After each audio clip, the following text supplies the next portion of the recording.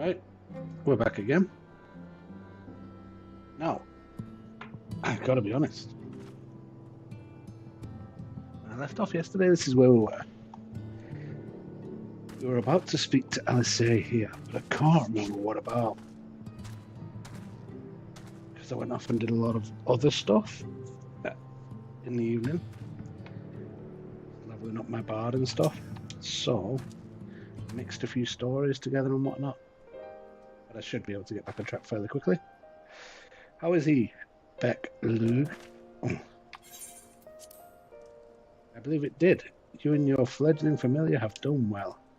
Oh yeah, she made that bunny, not bunny pig, the pig, flying pig thing with big flappy ears. I remember. If my eyes do not deceive, a hint of colour has returned to his soul. I'm not sure about that. God, I would jump for joy if I weren't so exhausted.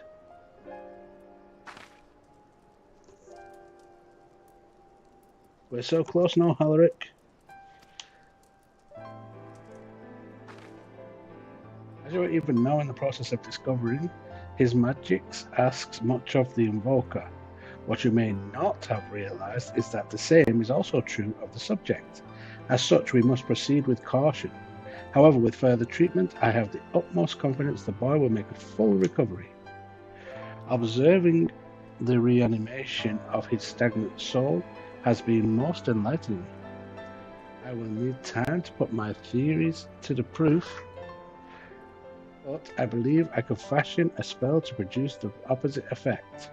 That is, to induce stagnation, thus enabling our safe transport back to the source via our ascent.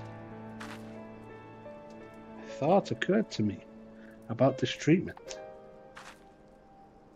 Beck Luke said when the soul is rendered dormant, the mind is separated from the body, that a person becomes incapable of interacting with the world around them. Does that not sound a lot like some of the tempered back in the source?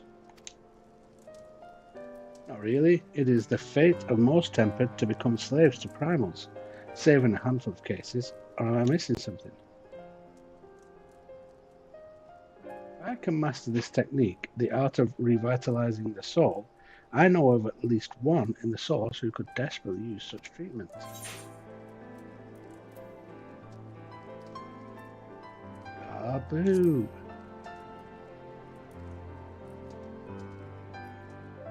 Exactly. His condition is uncannily similar to Helric's, is it not? The only difference being that his soul was suffused with earth-aspected aether instead of light. It follows that if his soul is subject to a similar kind of stagnation, there may be a chance we can save him, right?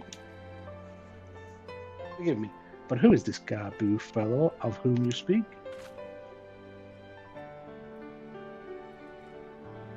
I see, his condition does sound similar, yet there is much and more about the soul that remains unknown even to me. I say this not to discourage you, you understand, but to remind you that this is delicate work we do here, work requiring patience. Of course, and as long as there is hope for the patients here, I will devote whatever time is needed to see this through. Not that kind of patience. But I refuse to spend that time in idleness. If it's all the same to you, I'd like to stay here with Angelo and continue with their treatment.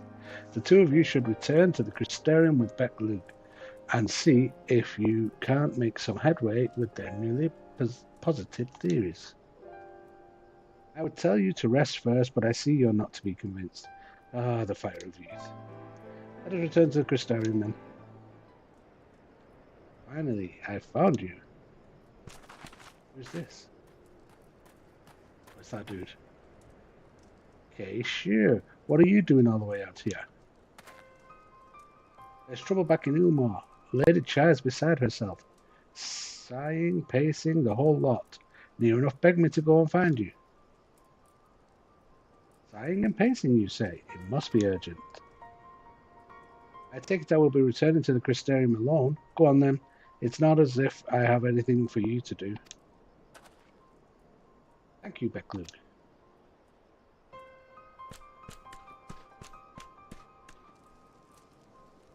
And off she trots. Sorry for bothering you and all that, but she says the future of Ulmore's at stake.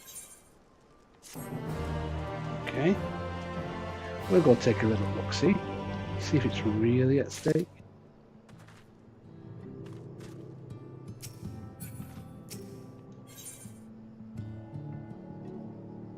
Isha is anxious to see you and off not back to Ulmore. Lady Chai's up in the parlour. Best not to keep her waiting, eh?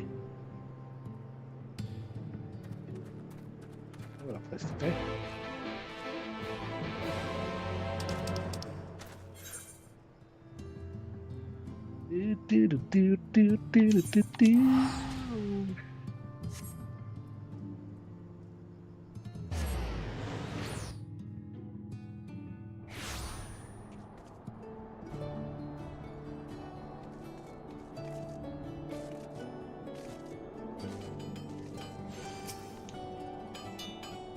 Well, naught here seems out of the ordinary, though I do not see Lady Chai anywhere.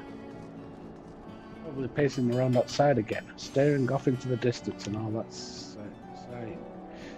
Okay, let's see if we can find her and discover the source of her distress.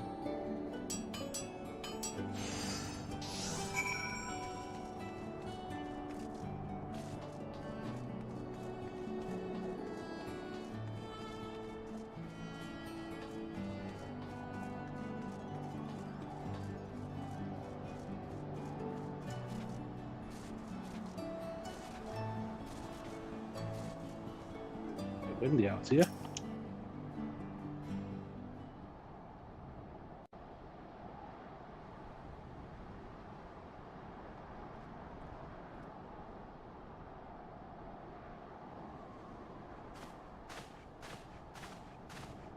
Oh, thank heavens you're here.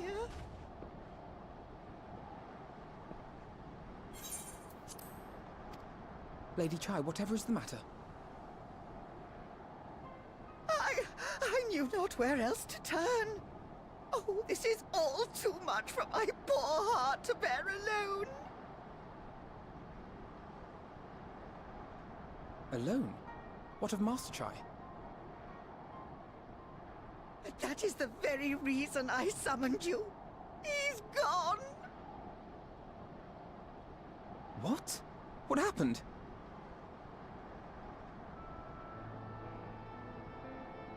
It all began after the events at Mount Golg.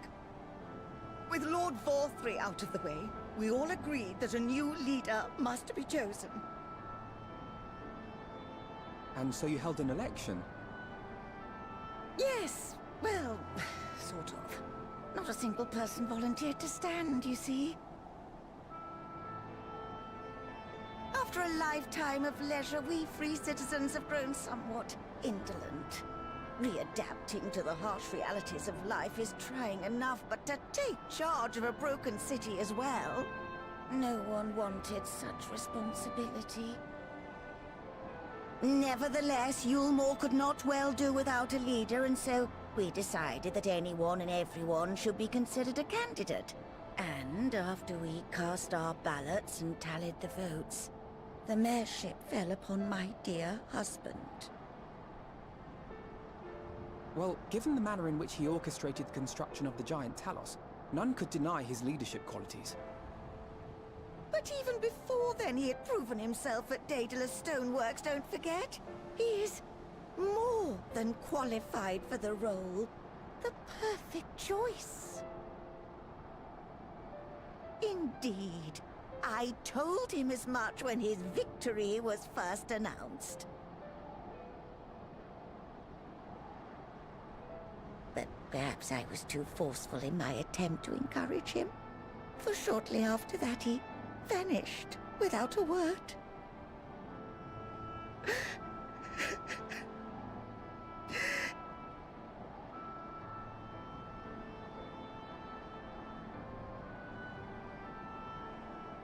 You believe he was so daunted by the burden of leadership that he felt compelled to flee? Please, Lady Chai, dry your eyes. Your husband does not strike me as the sort of man who would abandon his duty, much less his beloved wife. There has to be some other reason for his absence.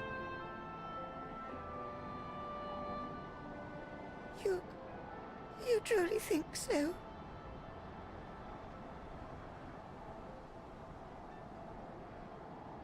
What about you?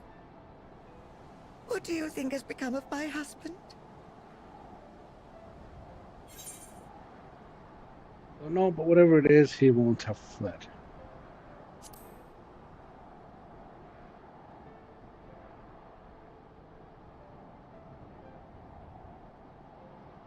And there you have it, Lady Chai. You needn't worry. Master Chai loves you more than all the world, and he will return. Wherever he may have gone, rest assured we will find him.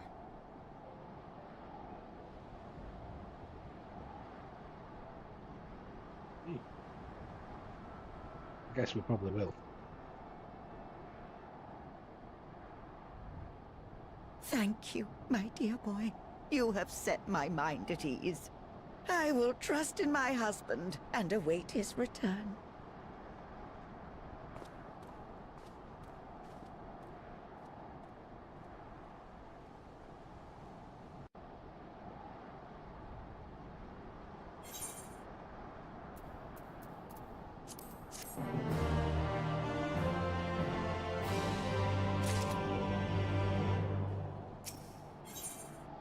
For all his comforting words, Alpha Nord is plainly troubled by Master Chai's sudden disappearance.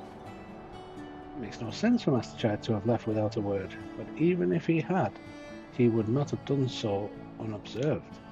Someone here will have seen something, I am sure of it. We should split up and inquire as to whether anyone saw him leave, or failing that, if they have any idea where he might have gone.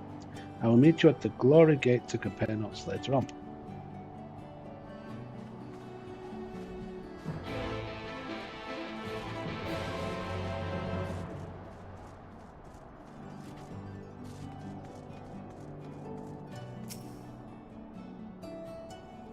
Master Chai? Why, yes, I spoke with him recently, though I recall he was in a rather dour mood, concerned about Ulmar's neglect of industry, you see. With Lord Vorthry's apparently inexhaustible stores of meal, and no great need for money, it's little wonder our business were all but forgotten. But I assured Master Chai that the Boutique of Splendors will do all it can to contribute to the revival of trade here in Ulmar, which seemed to satisfy him. He took his leave soon after. Your exchange with Moen has taught you about the stagnant state of business in Ulmar. Now what?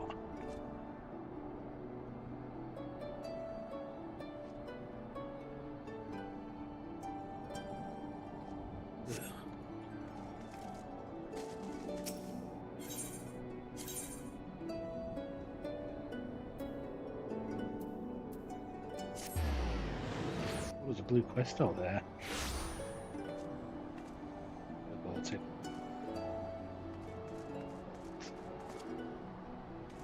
This one first. Here.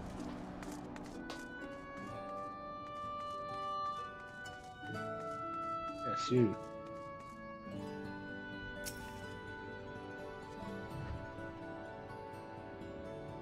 Looking for Master Chai, are you? Is something amiss? When I last saw him, he seemed ready to collapse from exhaustion. I insisted he rest and catch his breath, and we talked for a while. About his concerns over the city's defences, amongst other things. He made more than a few valid points.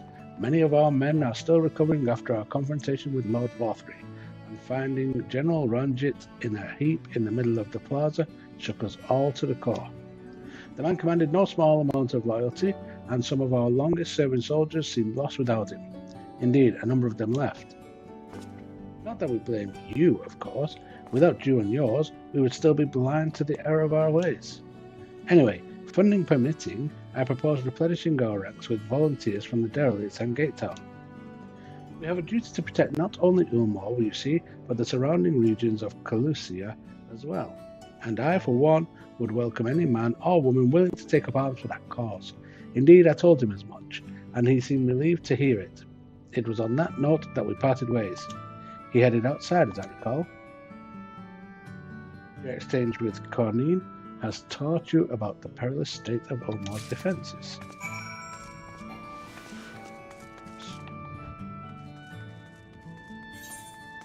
This seems in a bit of bother, doesn't it? I can't mount up in this location. It's outside, isn't it? What are they doing there? How long could they hang there for?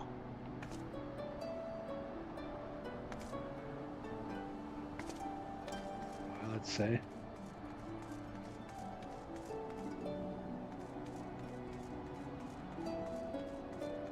See where I'm heading, probably.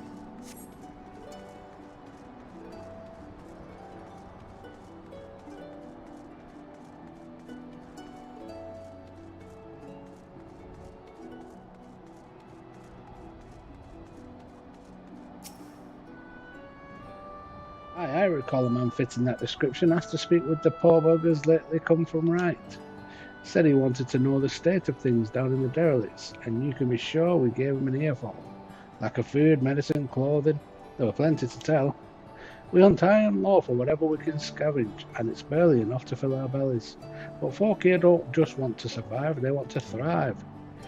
When he heard that, he started mumbling to himself. Something about finding us work, I think. Fair play to him, though. Not content with having his ear chewed about the derelicts, he asked about the other settlements and all. After that, I can't really say. Looked like he was headed for Gate Town when I last saw him. Your exchange with Hathan Bet has taught you about the poor living conditions of Calusia's downtrodden.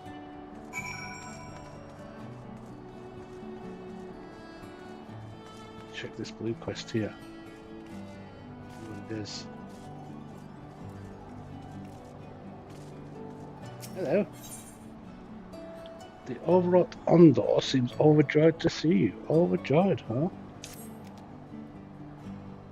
Oh, Landor, you were one of the ancient messengers, yes? How fortunate I have found you. We need your help. Ever since the abyss was lit with the city's lanterns, a great beast, the likes of which we have never seen, has begun hunting near the cups. It thrashes and gnashes and with its cavernous maw, leaving nothing but tattered flesh in its wake. The eldest of the Arth fear it is an omen, a harbinger of our people's destruction. Have we angered the ancients? We cannot know. We dare not enter their sacred abode without first receiving the blessings. That is why I came to this town of land dwellers, to seek those who had helped us before, and here you are. Please enter the ancient city once more, speak with them, and learn what we have done to earn their ire. A hostile creature of unknown origin threatens the lives of the Ondor people. Perhaps the clerk Amaral's Bureau of the Administration could shed some light on the beast.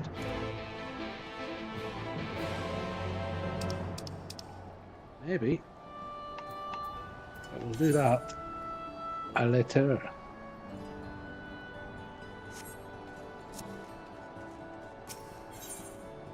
I want to go to the Glory Gate. It's like a bit of an innuendo one. What else? Here we are.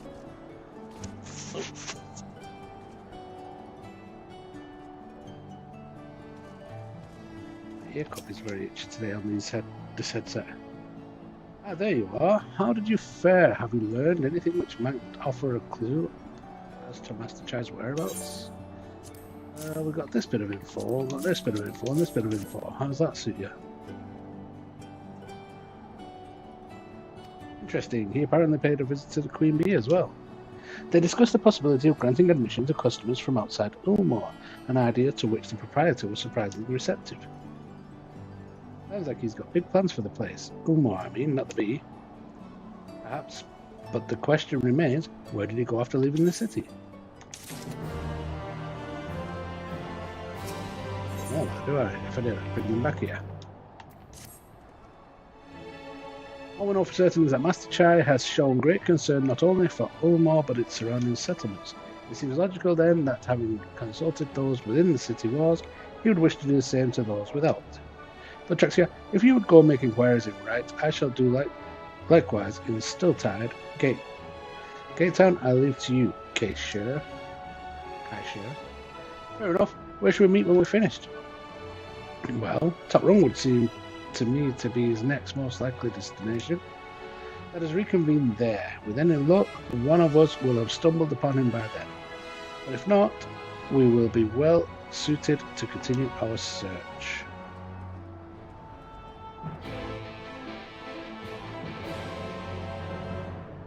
So if not, we'll just keep looking. Right, what is this? Should I go and work this one out? I honestly don't know. Screw it, why not? Let's see what it is. It's a big dungeon or a trial or something. I'll unlock it for later. I won't do it now.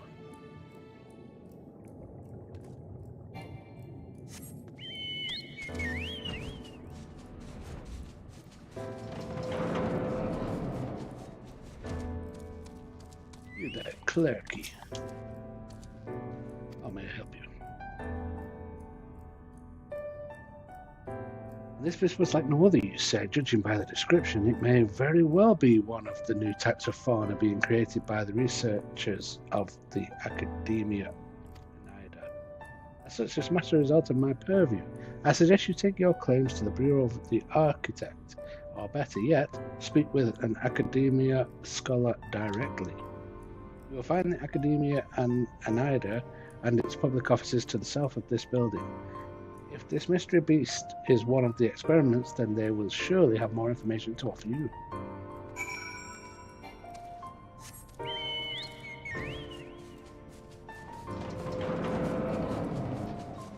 Alright.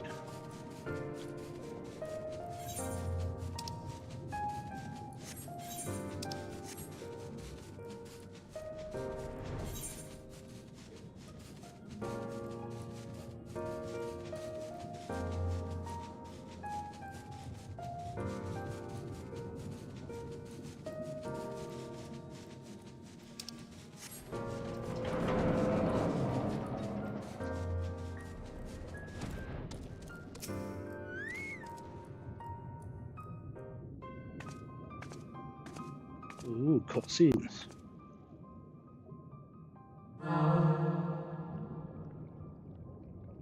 Welcome to the public offices of the Academia Anaida, the hallowed halls of the Academia. As I waited for him to stop me. My apologies if I'm not mistaken, your residency was arranged directly by Emmett Selch himself. As such, you have been granted special dispensation to enter our prestigious institution. Might I ask what has prompted your visit with us today?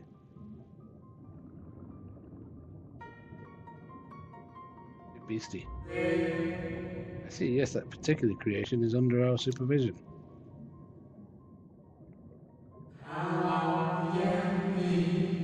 If you'd like to confirm the beast's containment yourself, then might I suggest a tour of the grounds? Our head researcher is in residence and may be available to answer questions about the experiment you described. Your zeal for knowledge is impressive in one so young. I do implore you, however, to be careful inside the Academia. Mind what you touch and try not to distract the other researchers from their work. Finally, I must insist that you report to me on return, if it wouldn't do to lose track of our little visitor. This way, if you please. Feeling this is going to be a dungeon.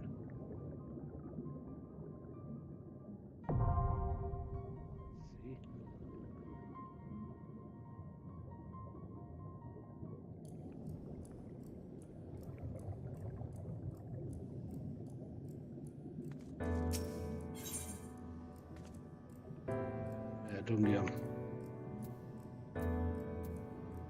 That I cannot do.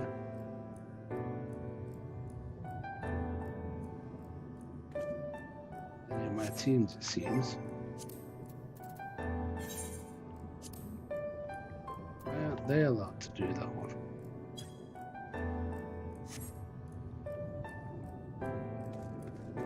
Anyway. This one away for now.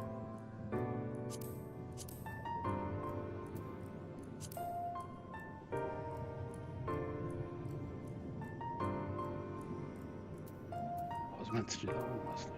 Oh.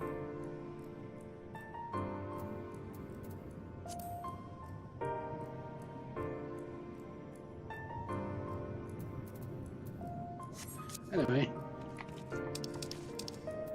back to this.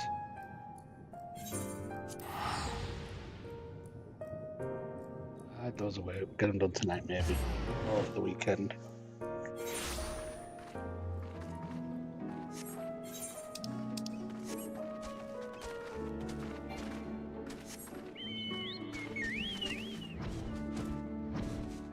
There's Hasseltop.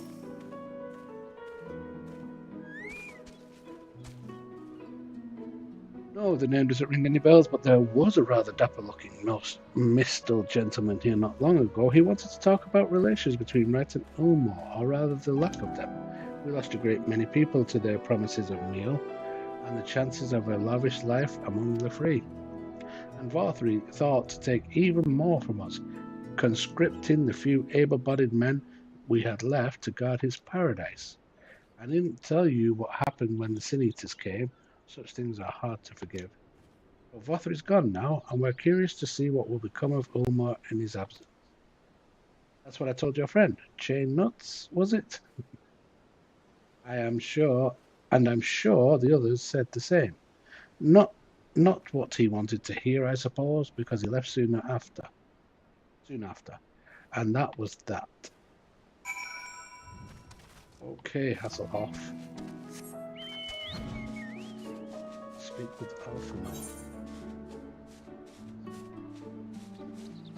There is he.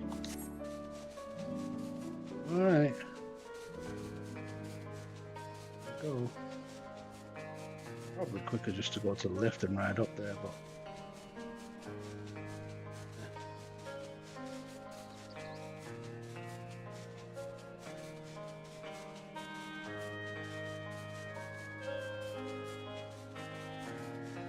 there's a this here then. Overview. Oh look, there's Ulmar. Bad place, I never looked at this. Right, need to open up bar 8 and this. Start. There we go. Sightseeing done.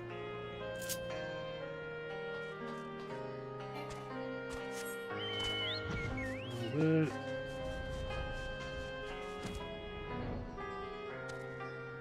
Oh, there it is. Everybody's always here before me.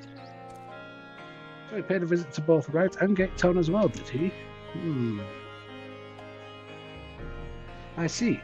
Kaishir and I believe much the same. He seemed determined to salvage what goodwill it might yet remain among the settlements of Carusia. The only likely place he has left to go being Amity. Come, if we are quick, we may yet catch up with him.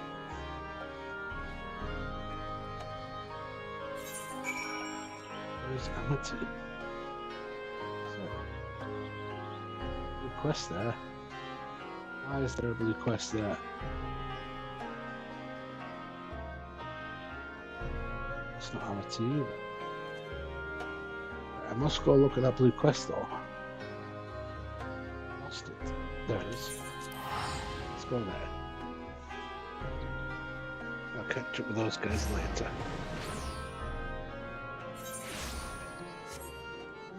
What is this? Gossipy Dwarf. The Gossipy Dwarf has news that might be of interest to you. Hail, sinner, have you heard about the string of thefts in Comra? Word has it that they haven't the foggiest who's behind them, not a clue. They've gotten desperate to find the culprit, I'm told, pointing fingers at any who so much as sneeze in a suspicious fashion. Why, the next thing you know, they'll be blaming their old rivals in Tommy or Wicked White. They would do that, wouldn't they? Damn those thin-bearded blighters. Listen, sinner, you go and tell them that if they try to pin this on us, there'll be consequences.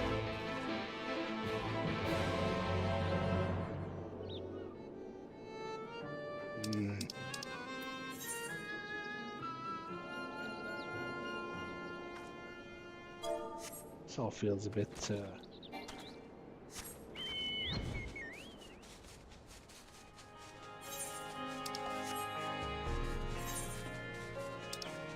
Bit paranoid. But okay. I'll go for a fly. It seems like a fly back.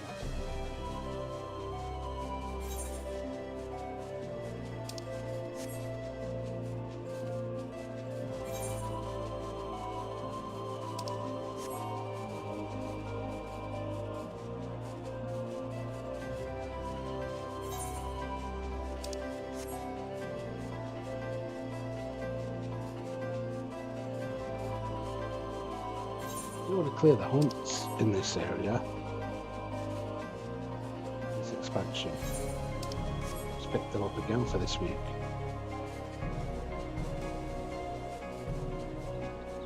I'm going to try to do it a bit.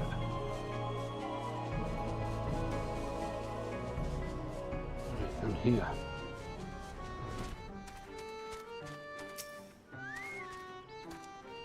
Yes, Lally bleeding head. Oh, it's you. My apologies, Sinner. Been under a bit of stress lately, and I don't really have time to chat. Although, perhaps you can help.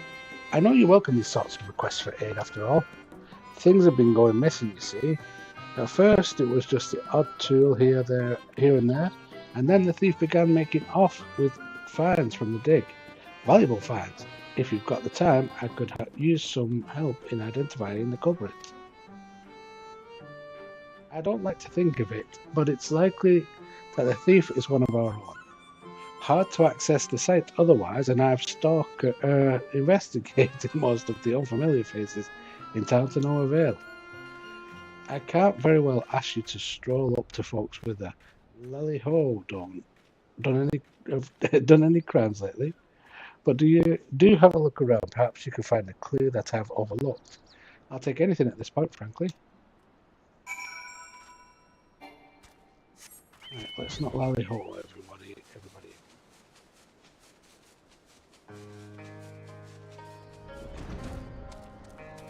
I found something in here last time, didn't we? Search for clues.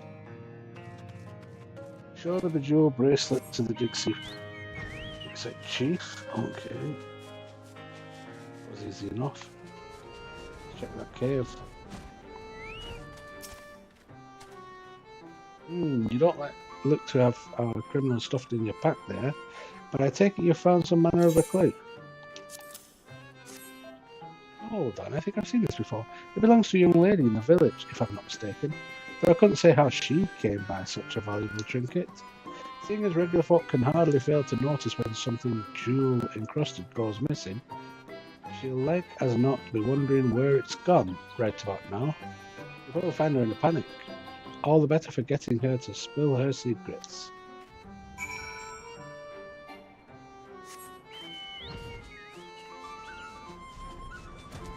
Okay.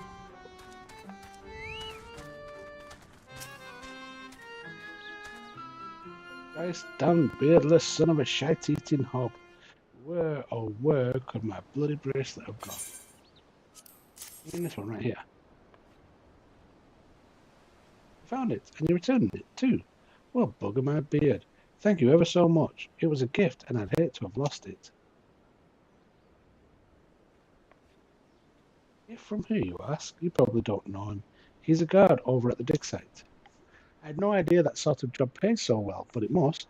When we met, he was a right bastard when money was concerned. I could hardly get him to pay for my ale. But of late, he's been downright generous and in a much better mood too. Oh, and so very affectionate. Yes. Focused on the bracelet? If you insist. I don't know where he got it, though we don't do a lot of talking. If you're that curious, you'll have to ask him.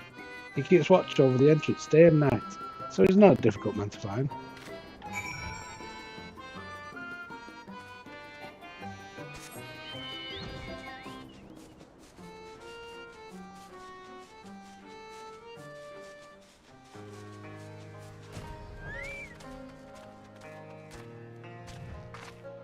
What is he? This one. You there.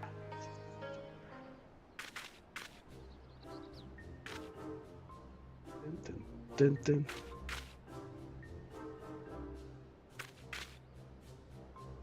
Come on, let us in, let us in. Come on, you know you want to. What I want is for you two to bugger off. I'm a watchman, not to stand here while everyone annoys the piss out of me, man.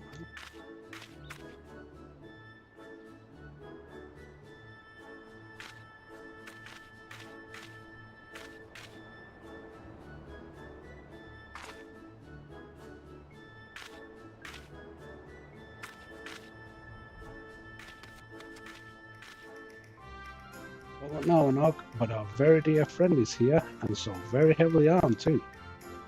I'm sure that she can help settle this little dispute. Of all the, why are you here? As if costing me my dinner weren't enough.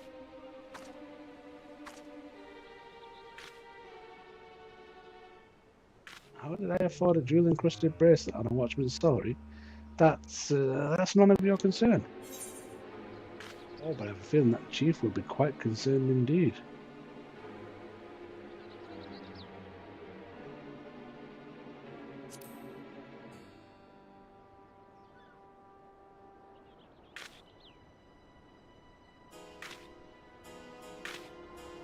Doubt my words all you like. I won't be intimidated by the likes of you. /Dalton. Yes. Doubt.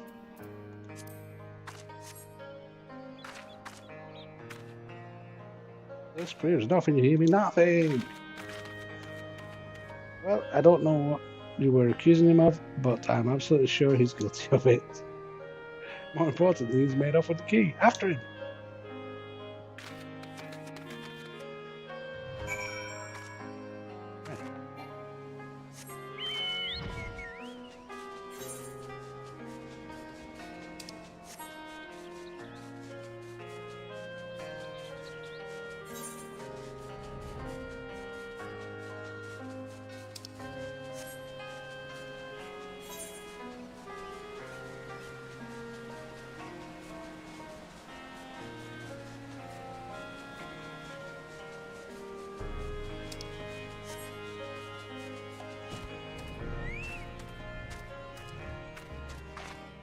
I have to speak to a dog now.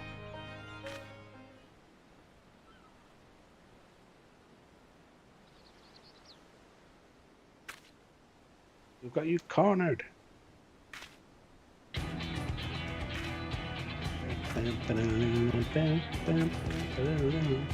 don't think he's alone, sister.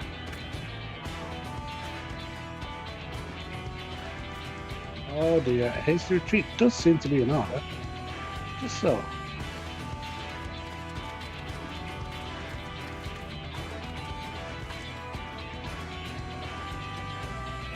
That's right, surprise triplets. What now, Balding? Balding.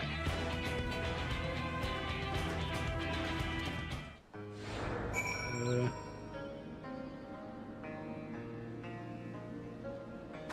don't know about what now.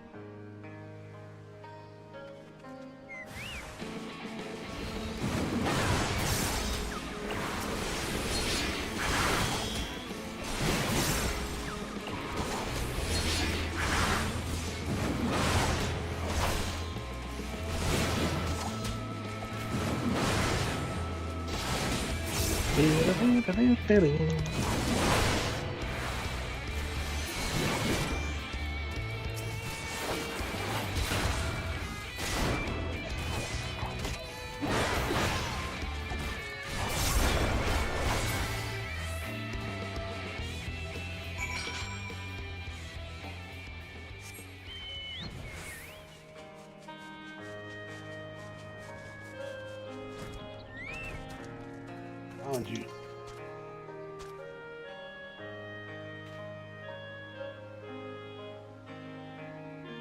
Very well, I confess, I did it. Oh, we did it.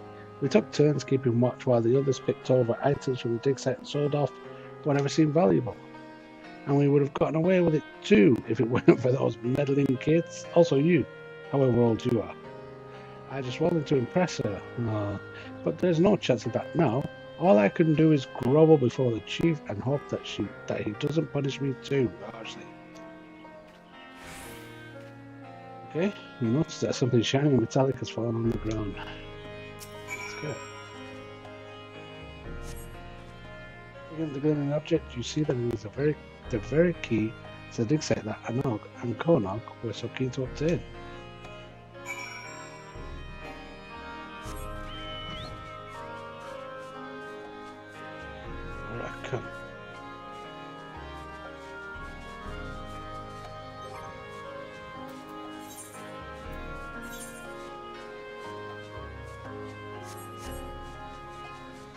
Checked that yesterday. I want to get that hunt done actually.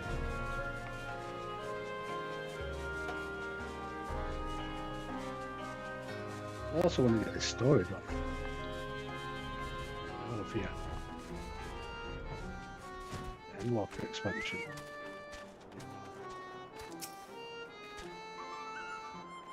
That's case closed then. It's a good job you showed up. Who knows how long this farce would have continued on. As for you, you won't be getting any dinner tonight, that's for certain. Oh, anything but the dinner. I think that I was employing 3 brothers in disguise this entire time. I doubt I'll be changing my vocation to detective anytime soon.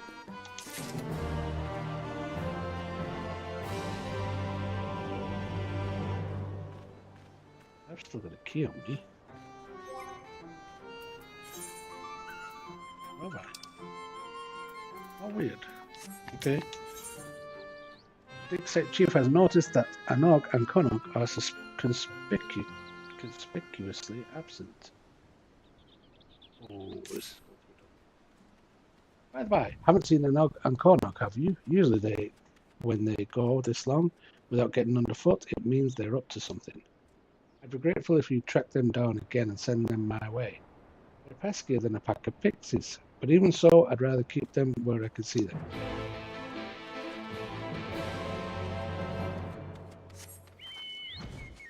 Everybody's always just a few feet away from you, dude. You not like move?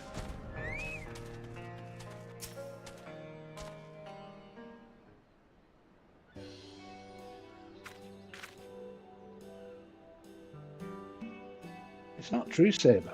Someone was in here saying the exact same thing yesterday with it under a different name. Exact same copy-paste as well. So that's just not true. That's the watch taken care of, but we never did get that key.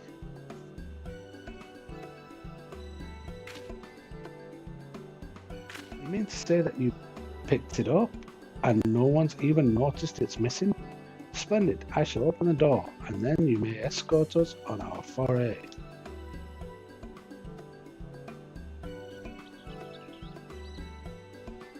After all, everyone knows that the only thing that brings you more joy than being of service to your fellow man is adventure. Indeed, your adventurous spirit calls you toward ever greater challenges, no matter how staggeringly ill-advised or outright suicidal.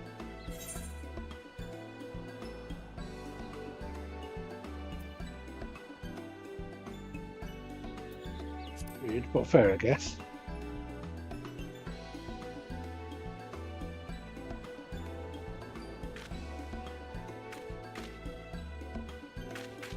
Isn't it just? Hurry along now. There are secrets to be found here, and we were the ones to bring them to light, and possibly to market, depending.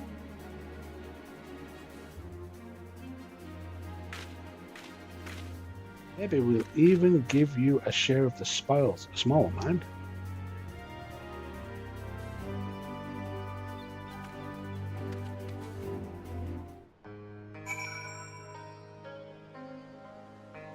Okay. Going there looks a bit small for me.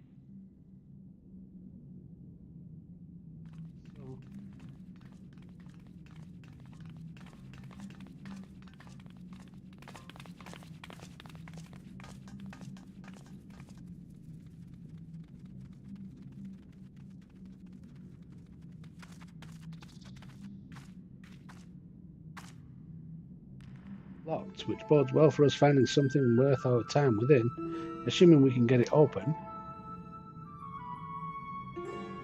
Moment of truth then. That's a bomb. I'm sure kids should be messing around with bombs.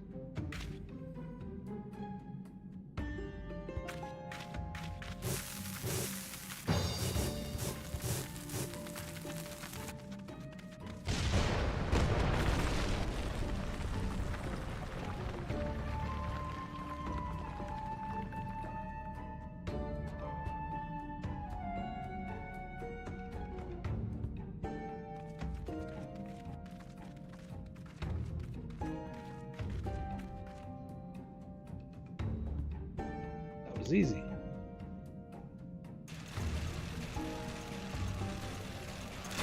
Oh. Oh. This is the nice, I hope I can get that. Yeah. Intruder sighted, eliminated with extreme pressure. What near automata. This is that crossover. Do you want that outfit?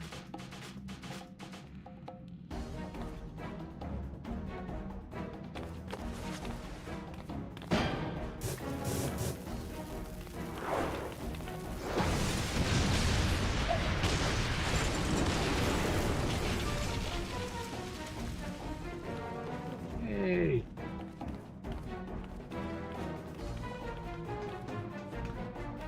What have you done? Up the robots.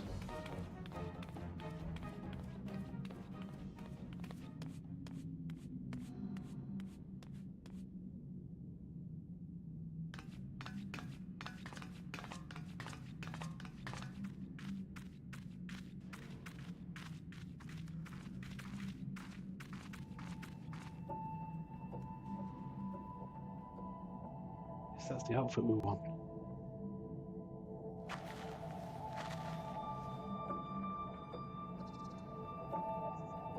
Black.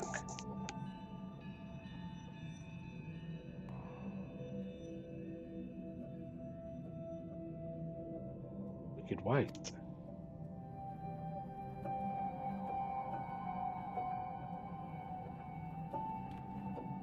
The machine life forms.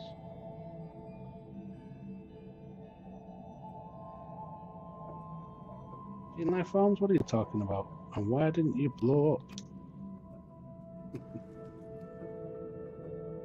I am number 2P. Call me 2P. The rest can wait.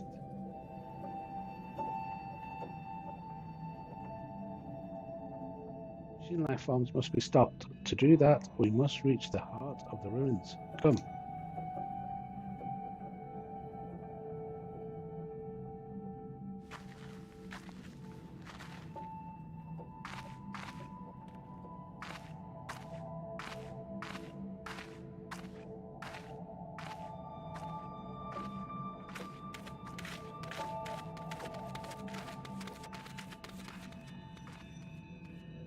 Knock, don't you dare.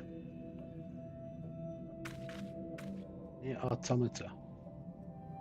How bloody stupid are they? Listen, sinner, I know we've put you to plenty of trouble already, but I need you to stop them before they dig themselves any deeper. At this rate, someone's going to get hurt.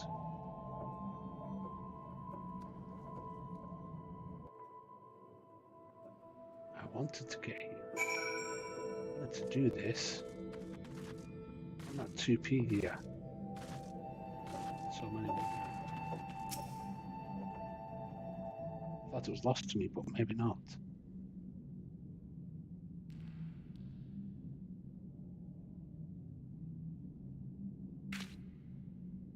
Another door. Who needs this many doors?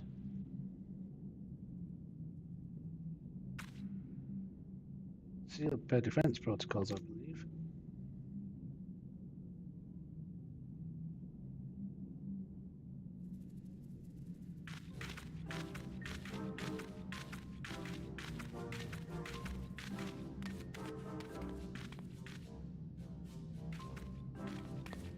Schmortz goes. We've got something for this immovable object. More bombs, is it? Unstoppable force. Hey-ho.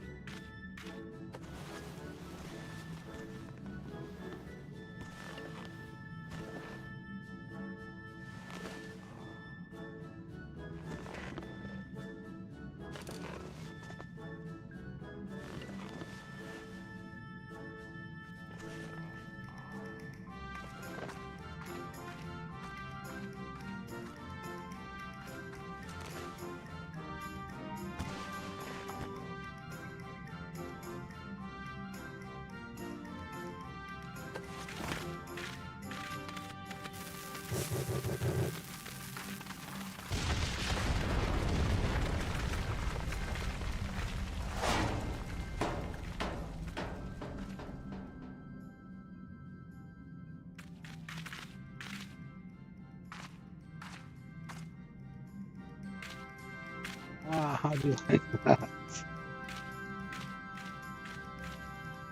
I'm sure you were told to keep us from getting into trouble or some such nonsense, right?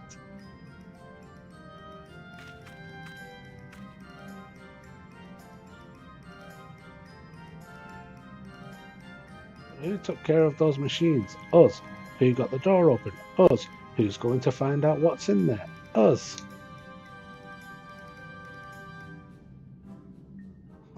Okay.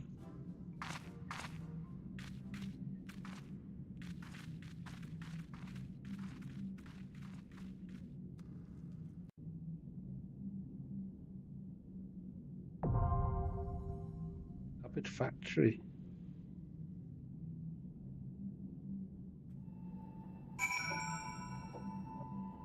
I have to do a dungeon.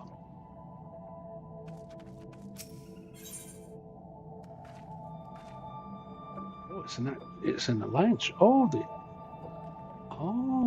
okay. Factory are the alliance raids of this expansion. Right.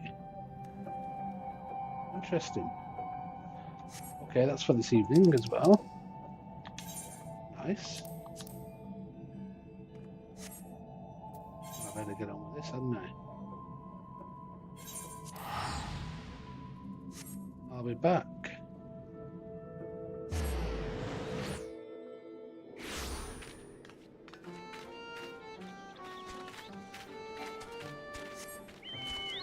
That's good, because I want to do that.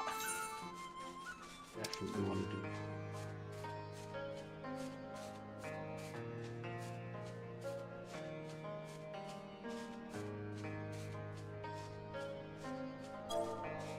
Didn't I?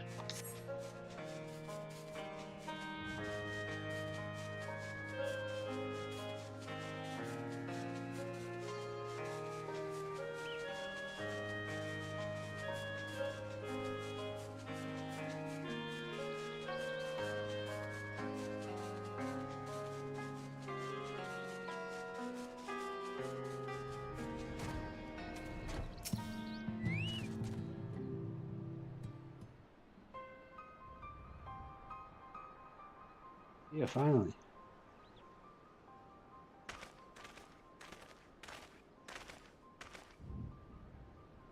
Atraxia, Alphanor, okay, sure. What are you doing here?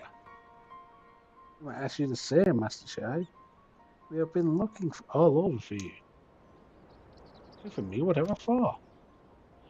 Lady Shai has been nigh inconsolable in your absence. She claims you disappeared without so much as a word, and bade us return you to her side. What in blazes are you talking about? I left a letter for her in our chambers. Though I suppose she could have overlooked it. And when she gets an idea into her head, I can only apologize. No harm done, Master Chai, but since we are here, might I ask what compelled you to come all this way? We were told that you had been elected mayor, and from what we have gathered from the nearby villages, you have been inquiring about the people's grievances. Is it safe to assume you mean to take office? No, let's not jump to conclusions. I did seek to learn about the problems faced by my people of Calusia. By the people, not my. That much is true, but I am by no means sure I am the man to solve them. Tackling our many challenges will require resources, and until I have secured them, I would not be right to assume the role of mayor. I see, and you believe said resources can be found here? Indeed, the people's grievances are many, but in the course of my inquiries, I have already met with several individuals willing to lend their aid in addressing them. However, there remains one individual crucial to my plans. One individual that's crucial to my plans, basically. A man whose counsel might yet make a mayor of me. With respect, such forethought is, in itself, proof of your suitability. The city needs you, Master Chai, and I am certain this man of whom you speak, whoever he may be, will reach the same conclusion. For what little it is worth, we will vouch for you should he require convincing. Whenever you need, you can count on us. We believe in you, Master Chai. Yes, I'm saying that one. We believe in you, Master Chai. I don't know what to say. You'll do it. You don't need to say anything. You've got your actions to speak for you. As long as I can remember, all I ever wanted was to make it into Ulmore. But that dream's gone now. Burst like a bubble, or a boil more like. Anyway, outside of repaying Master Alfinard, I haven't had a clue. Ooh. Let's get a yawning fit around this time. What to do with myself. Spent most days in a daze, but you've been running up and down, trying to find a way to fix this mess for everyone. I reckon you can do it. You got this lot up Mount Gulg, didn't you? How hard could mayoring be? You're going to steer Ulmar to a better future. I know it. And I want to help. Properly help. Do something that makes a difference. I don't know what it is yet, but I'll work it out on the way, if you let me come with you, that is. You give me entirely too much credit, the lot of you, but I can't deny it gives me heart. Come then, let us press on together.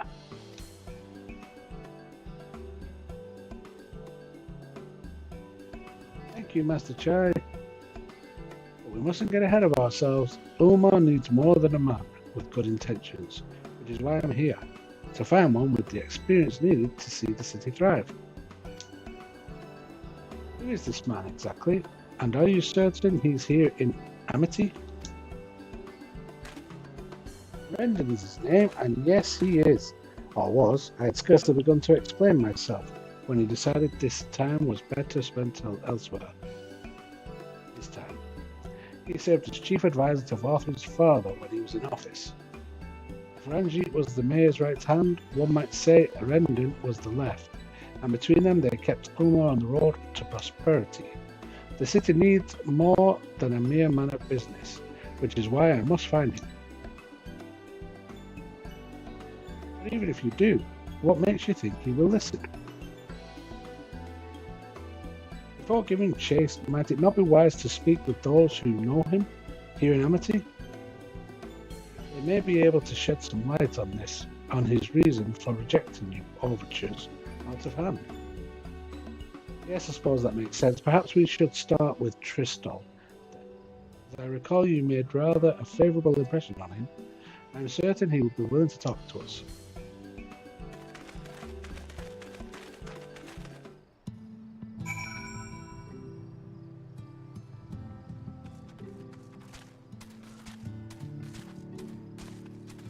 Alright, let's talk to Tristol then. Greetings, friend, and to you too, Master Chai. I presume you are here to ask after Rendon. I couldn't help overhearing your earlier exchange. Yes, well, with Varthry gone, Ulmar wants for a leader. Should no one rise to the challenge, the city could very well collapse. I came in seeking Rendon's counsel in the hope that we could build a better Ulmar together, and that is still my wish. But given how abominably you were mistreated there, I will quite understand if you choose not to help.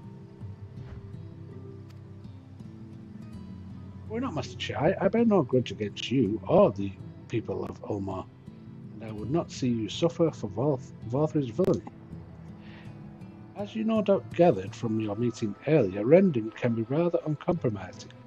He has his principles, you see, and little patience for anyone he deems less committed to their own. Your desire to right the wrongs of your past, of Ulmar's past, is quite admirable, but I fear the guilt you bear on the city's behalf works against you. I can see it in your eyes, in the way you carry yourself. It goes without saying he sees it as well. You must let those feelings go, Master Chai. Be more assertive, commit to this course, and prove to him Ulmar has the resolve to change. Resolve to change? I believe he was heading towards Pit 8 when he left.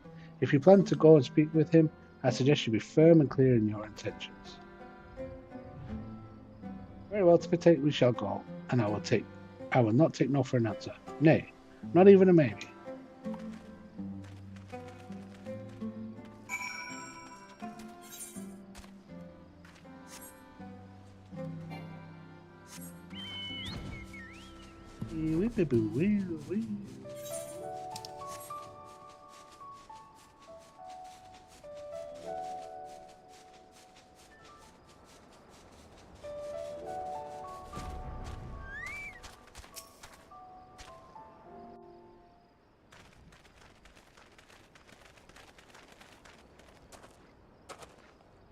Well, well, it's you again.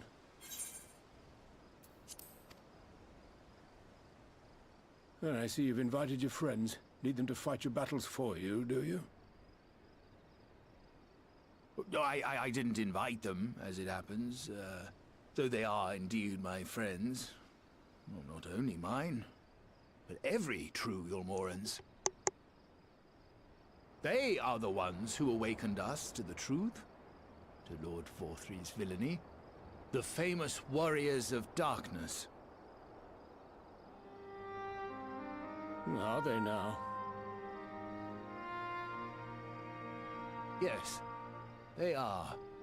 It would be no exaggeration to call them our saviors. We owe much and more to their kindness, but we cannot depend on that kindness forever. To do so would be a little different from entrusting our affairs to Lord Vorthry. Nay, we must learn to stand on our own 2 feet. And I would have them present to witness my attempt. Hear, hear, Master Chai. Your sentiments are admirable, yet admirable sentiments do not a nation make.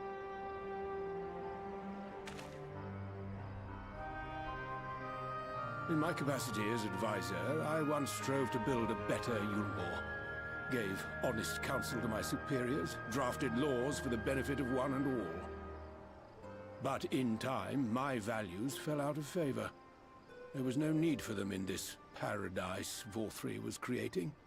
And so I left my homeland behind. But you, Chai News, you were content to wallow in indolence under Vorthry's auspices. And so I cannot help but ask myself what manner of nation you intend to build.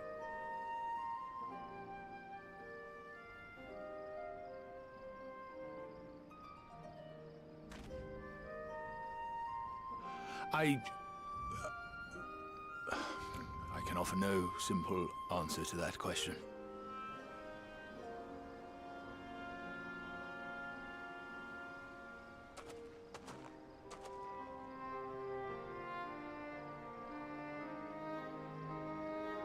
But this much I will say. It is my hope that Yulmor can become a nation which her citizens might freely choose to build together.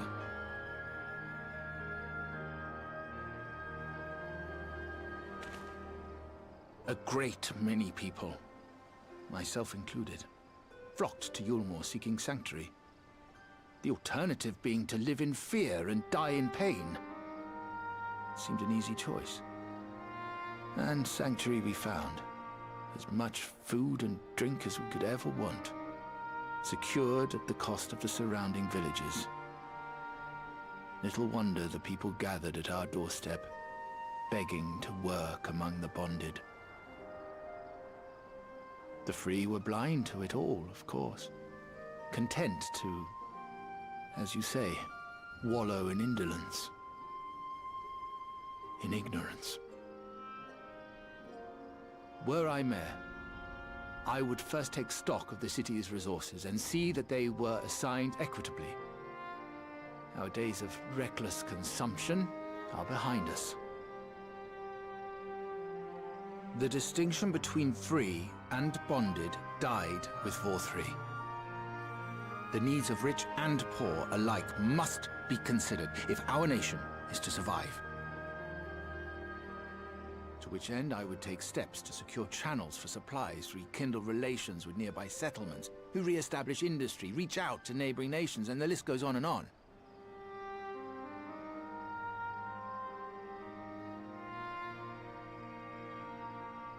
But I am no ruler, nor even a politician. I am an entrepreneur. My expertise lie in planning and profit. I haven't the knowledge or experience to run a nation. Please, Rendon, will you not help me? Together, we could solve the city's problems. Build a Yulmore for the people.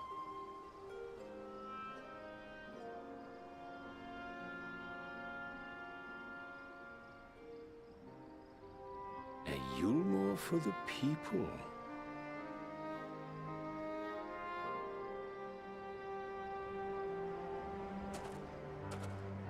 I rather like the sound of that.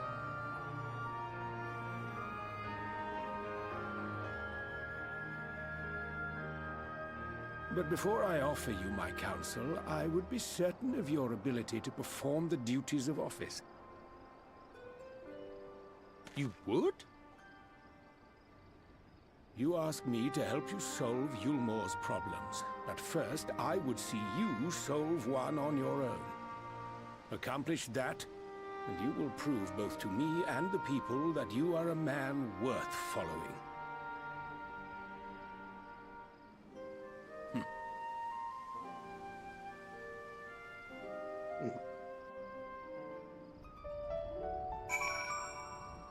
Alright. What does he need to...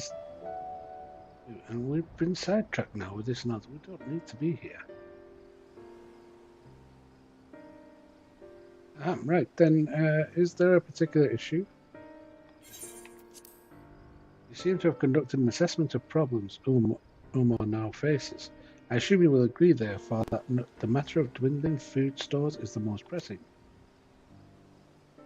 Ah yes, meal being neither a desirable nor less sustainable option, I assume alternative foodstuffs are now required to fill the void. A man who hungers is not like to contribute much to society, save violence perhaps. So tell me, how do you propose to solve this problem? Give me a satisfactory answer and I will consider offering you my counsel.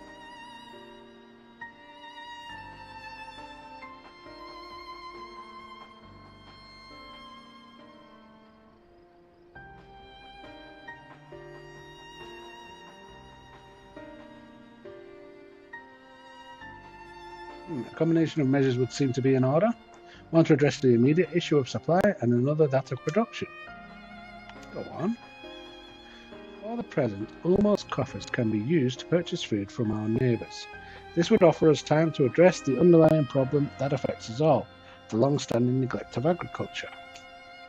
Villages that once served as sources of trade for foodstuffs must be repopulated, their means of production restored.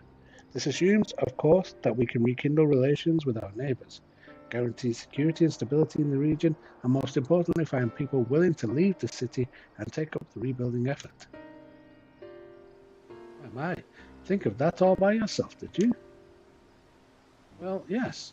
It began as a rather abstract plan I drafted some time ago, after speaking with the peoples of Ulmore and the nearby settlements. You've impressed me, Chai Nuts.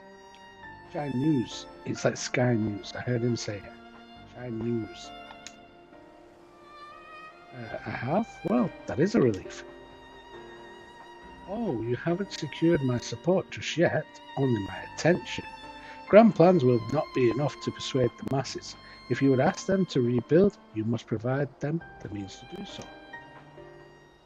Fair point, Brendan, and one to which I have given much thought. I propose the use of Talos to aid in the establishment and maintenance of these settlements.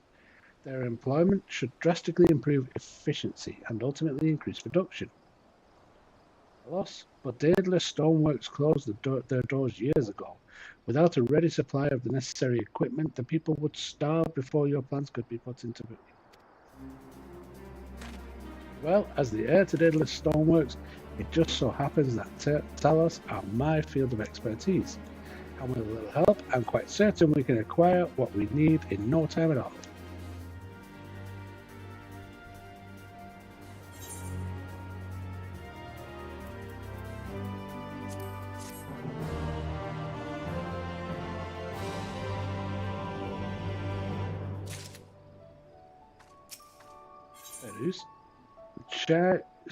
Chinese looks of steely determination is only slightly undermined by the knocking of his knees.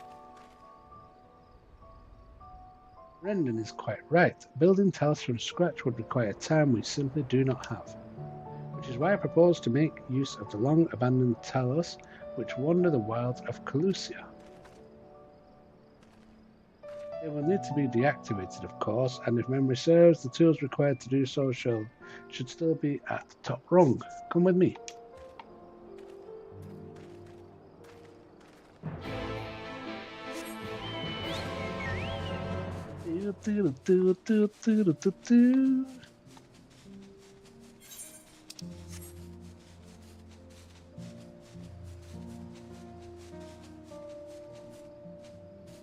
Oh, look.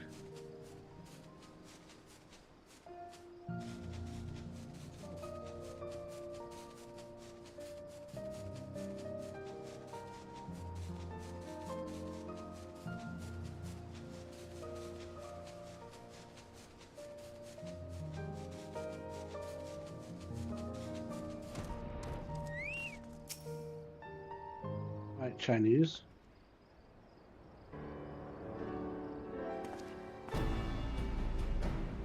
Aha, the old memory hasn't let me down. This chest contains canisters filled with dastardly potent insulating powder, capable of halting the flow of ether in a Talos. We need only get within throwing distance of one and let fly, thus disabling them without damaging them. Ingenious. An old trick of the trade, nothing more. Once disabled, it should be a simple enough matter to get them to march to Ulmor. More extensive repairs can wait. Ordinarily, this is where I would ask you to run along and do the deed, but as I have said before, it's high time we learn to stand on our own 2 feet. Thankfully, throwing canisters is something even I should be able to manage. Come off it, Master Chai. Even if the Talos ain't a threat, there's 101 other things out there waiting to make a meal of you. I don't know, that's as may be, Kaishir, but Rendon tasked me with solving this problem, and I will not sit idly by while others risk everything to see my harebrained schemes realised. Not this time. Which isn't to say the mere thought of it doesn't fill me with dread. Truth be told, I can't feel my legs. But if I'm to prove I'm a man worth following, I must lead by example. Well said, Master Chai. Here. Get out there. Show us what you got. Yes, well, it should go without saying that I have no intentions of dying. For this, I've always preferred living to see the fruits of my labours. To make sure I do, I will require your help. It is as Kaishir says. These lands are dangerous. If one is not careful, I would ask you to use my spyglass to look out for any beasts that could get in the way of my work. I will also need you to alert me when it is safe to subdue the Talos. Understood? I hate this zooming in and clicking on stuff.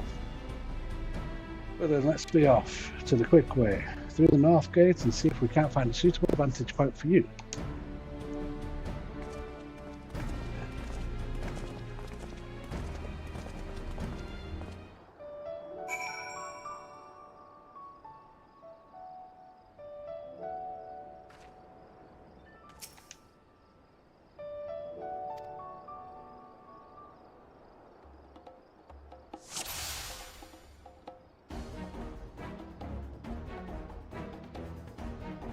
Message try the signal to approach.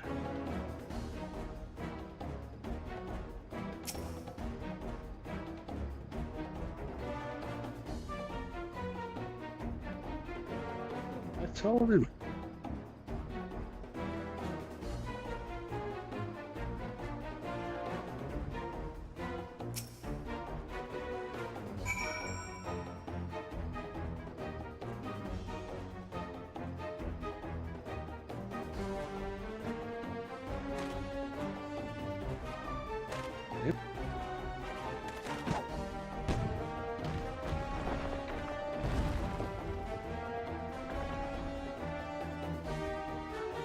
I did it. I did it. Let's move on to another teller, shall we?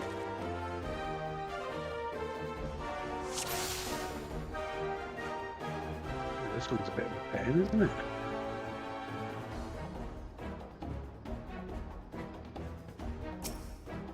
Oh no, I got him sore.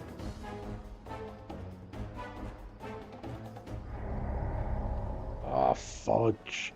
I wasn't expecting it to turn back so quickly. I have to do it all again.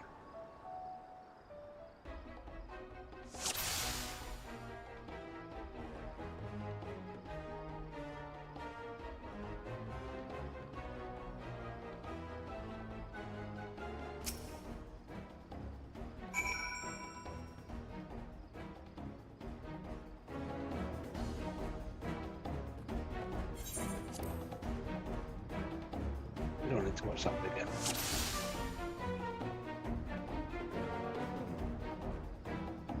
This big lurking thing that's going so slow, all of a sudden seems to turn back. Watch. Oh, get it, get it, get it, get it. Yay.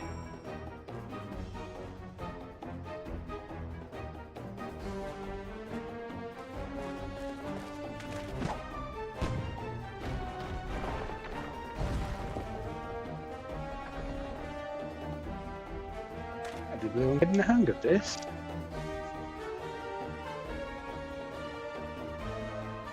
I'm failing another one. Let's do it all. You may leave the next one to me, which I could. I didn't want to help. I don't want to be blamed for you failing.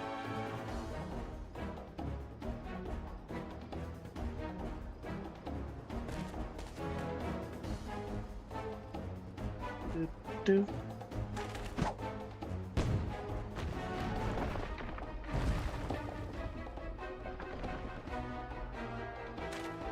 Ah, that should do it. Now we have all we need to proceed.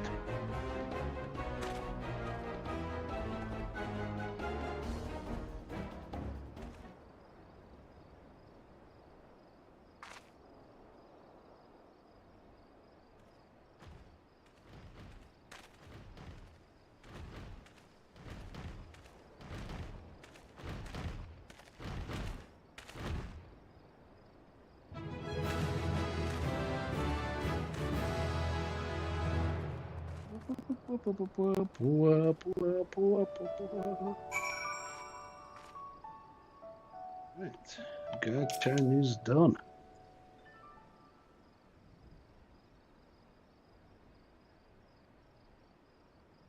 I can scarcely believe it. It was a reckless, foolish plan, but somehow it worked.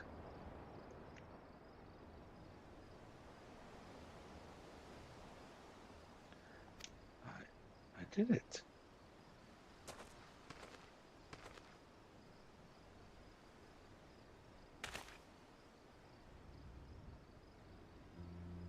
Master Chai, I believe I owe you an apology. Your plan to replenish Ulmo's food stores showed forethought and sound judgment. What's more, it is plain your time at Daedalus Stoneworks has equipped you to lead, as evidenced by the extraordinary company you keep. You, sir, are more than qualified to be the next mayor of Ulmo. I thank you for your vote of confidence, but the fact remains I am wholly ignorant of the world of politics, which is why I would ask you to join me and grant Ulmo the benefit of your counsel. I would be honoured. When the people behold these Talos, I have no doubt they will lend you their support. It would seem Ulmo's leadership is in is at last in capable hands. Would you not agree? Sure. Why are we still here then? We should probably be getting back soon, Master Chai. After you've tinkered with the Talos and all that, Lady Chai's worried sick.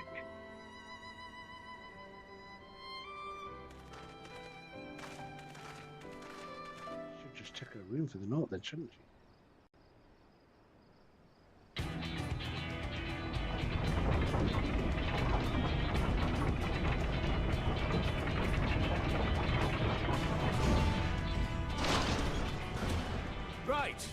Right then, form a line and make for Yulmore. Yulmore?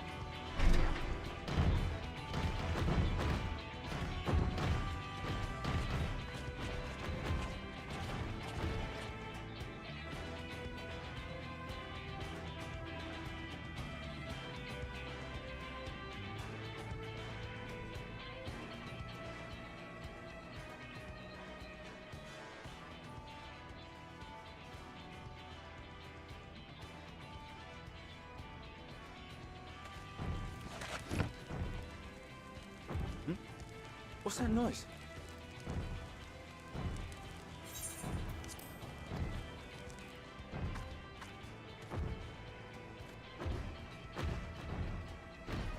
Wicked White!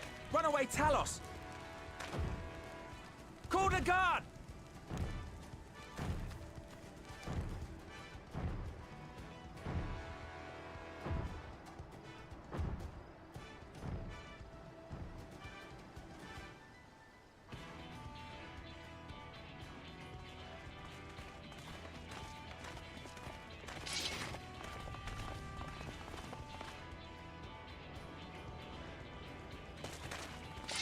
Stay back! All of you!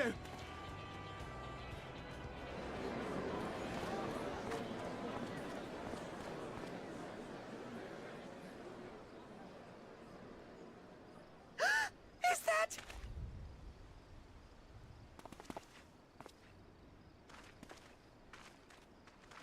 Darling, you're back.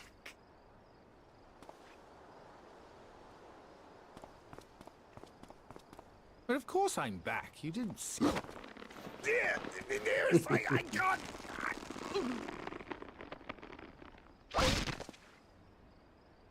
Focus back. Oh! Oh dear.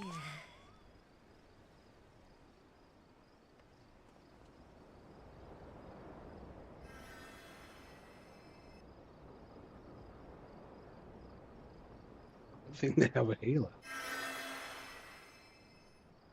Oh, thank you. I'm sorry, my darling. It's just the sight of you filled me with such joy, I couldn't help myself.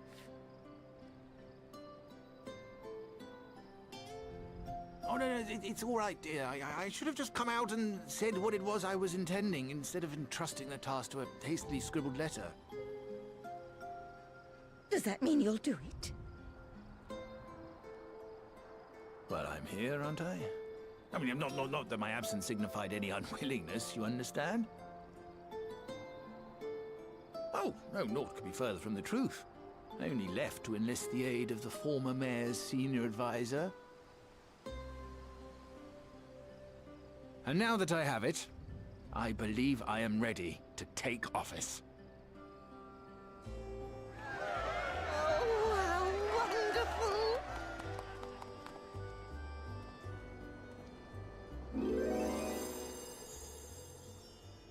Oh dear.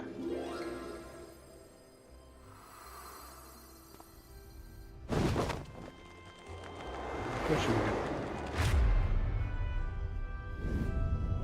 again. Please! What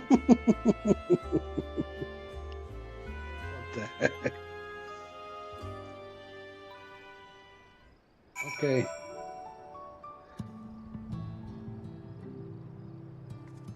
Can we get out of here now? We don't need to be here. That was quite a reception.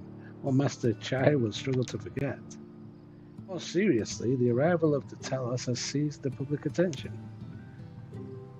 Once word has spread around Ulmor, it will be that much simpler to gather one and all so Master Chai can make his inaugural address. We don't need to see this. Despite the butterflies in his stomach, Chai News is prepared to address the masses.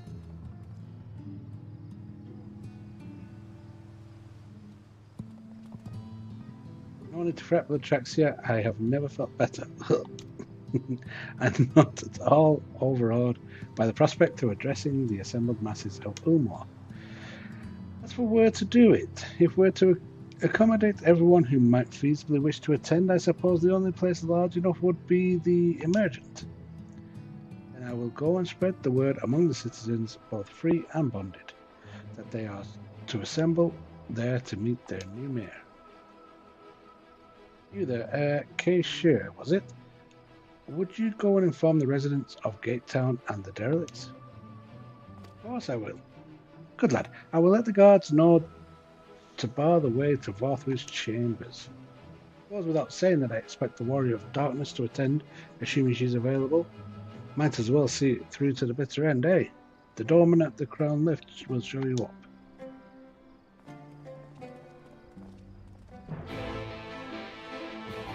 Same me as well, but I mean, my friends are all dying back in the other world. They're kind of more important right now.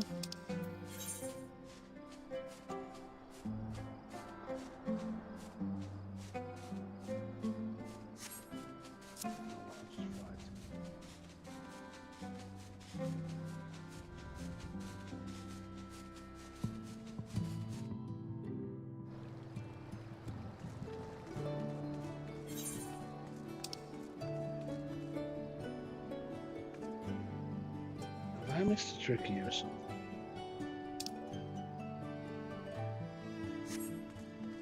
I don't know.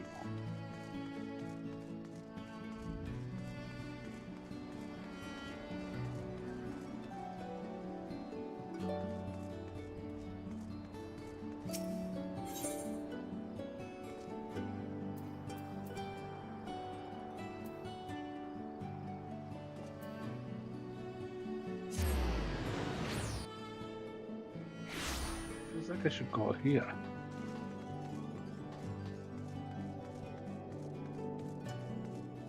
Yeah. Yeah, speak with Chad. That's Chadden. Ah yes, Master Chai told us to expect you. The Emergent is already filling up with people of all persuasions, free and bonded, citizens and non-citizens. But for you, our guest of honor, we have reserved a place at the front. Right this way, miss.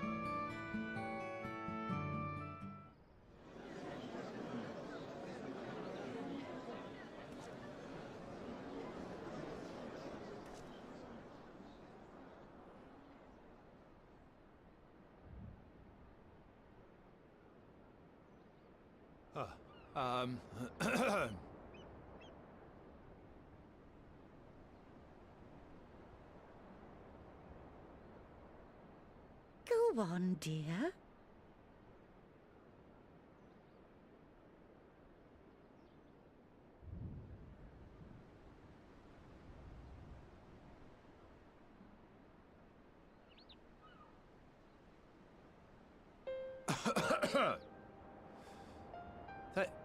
Thank you all for gathering here today.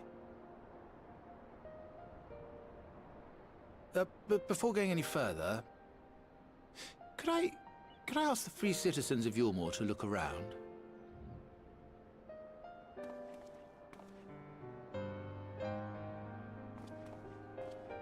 Tis a sight none of us would ever have seen under Lord Vorthry's rule. Not only do we stand in the familiar presence of those we once called the Bonded, but today we welcome the peoples of the Derelicts and Gatetown too. Today we welcome the Warriors of Darkness, come to bear witness to Yulmore's new beginning.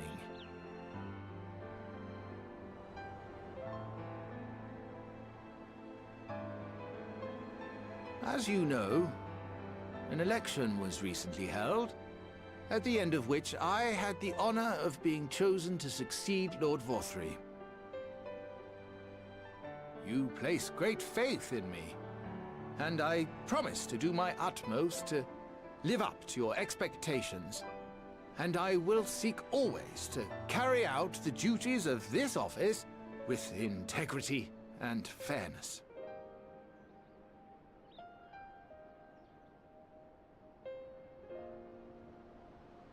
Always, I say, but not forever. Let it be known that I do not intend to hold this post indefinitely. I consider myself but an acting mayor, who will serve only for the interim, while Yulmore is reshaped according to a new set of values.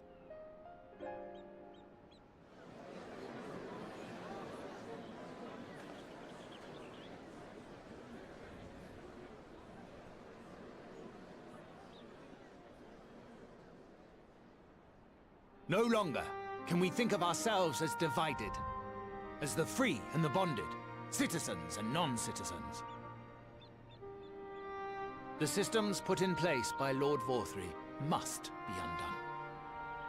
But even as we tear down the old, we must give thought to the new, to what manner of nation Yulmore should become. Whatever the answer may be, it cannot be decided by one man alone. And so I propose that an open forum be held, that we might all discuss how best to strive towards a better future. However, there can be no talk of the morrow unless we first address the issues of today.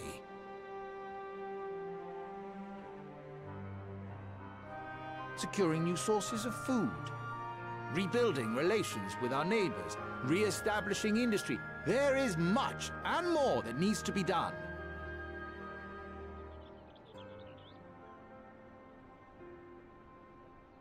Too much for a mere man of business.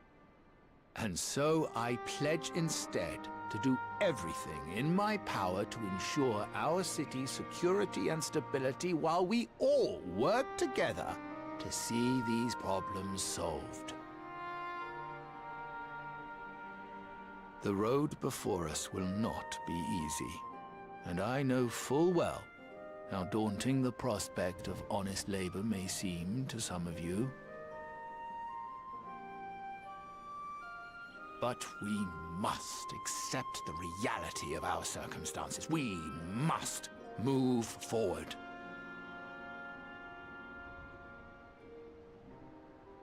This much we owe to ourselves and to the brave heroes who risked their lives to bring back the night. Once we have shored up our city's foundations and regained some semblance of normality, let us reconvene to speak of the future. Until then, I humbly ask that you lend me and each other your strength for Yulmore!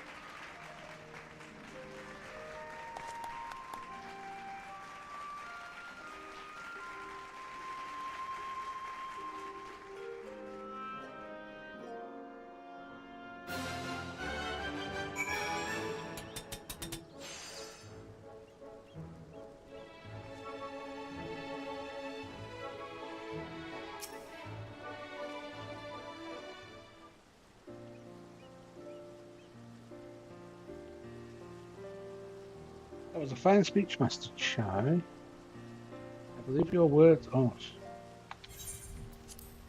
stirred them to action, I hope. If I have learned anything from all of this, it is that change begins with the individual. It's a matter of finding the strength to take the first step. Assuming my fellow Yulmorians can, it shall be my honour and privilege to help them walk this road we have chosen. But we must not forget the individuals who made all of these changes possible.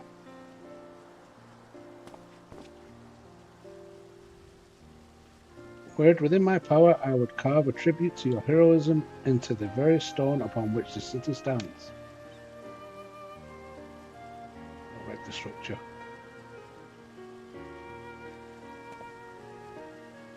I hate to change the subject, darling, but now that you have officially taken office, have you given any thought to your mayoral seat?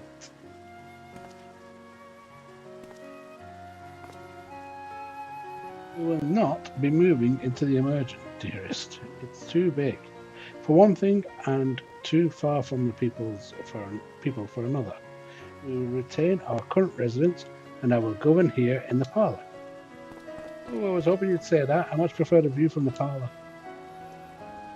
Begging your pardon, Master Chai, but have you got time for a word?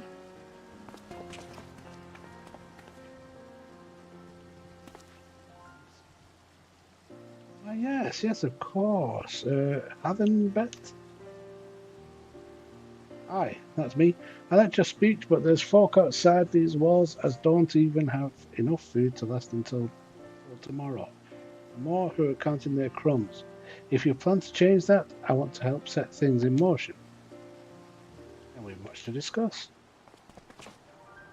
No sooner do I take office than my work begins in earnest. Well, I suppose I brought it upon myself. Thank you again for your help, Latrexia. I hope to see you again before long.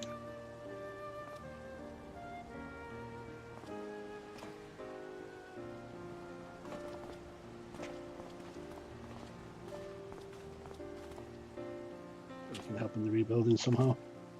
My crafters. What a day. I don't know what it means exactly, but I do know I've got plenty to think about. I sense we all have a great deal to consider.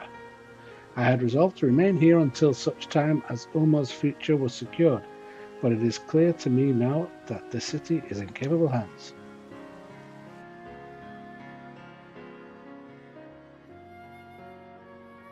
I have every confidence they will find their way, and I believe it is time we went on ours. There it is. We've got shit to do.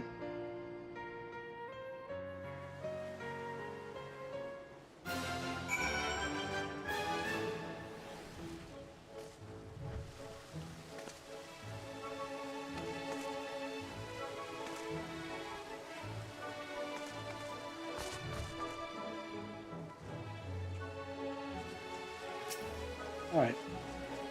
So, Alphinaud's leaving too, is he? Seems like everyone's moving on. Everything's changing. I've been thinking about that. What I should do in all of this. Like I told you, I spent most of my life dreaming about living here with my friends in paradise. That paradise is gone, but something better has taken its place, and I reckon I want to be a part of it. This Yulmore for the people Master Chai's been going on about ain't going to build itself after all. Not that I'm much of a builder. Me and my friends will find a way to make a difference, though. I'll keep things changing for the better. A far nobler dream than the one to which you clung before, and one I am happy to say we share. Whatever path you choose, I will pray for your success. Well, when you put it like that, there's no going back now, is there? We've got a few ideas on how we can do our bit. Just a matter of taking the first step.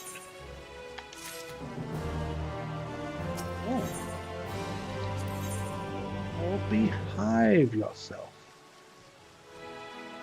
Oh. I was thinking I might be able to do something with my crafters.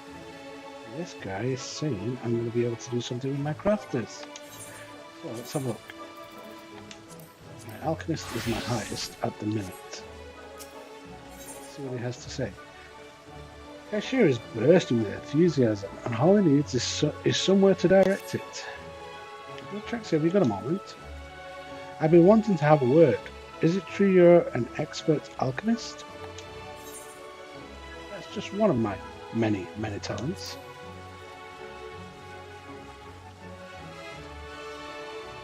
Ha! Is there anything you can't do? Alphinaud says you've been dealing with the Boutique of Splendors and all. and not just anybody can do that. Anyhow, I asked because I was hoping to get your help with something. Bit of a project of mine as it goes. Since I decided to stay here in Ulmor, I've been trying to find ways for people like me to contribute to the future of the city.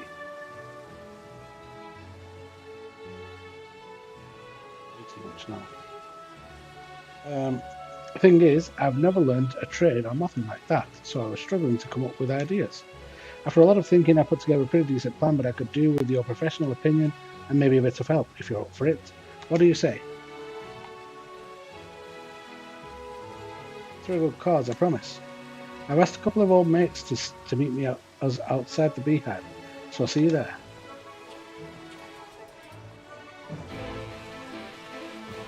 Oh, will you?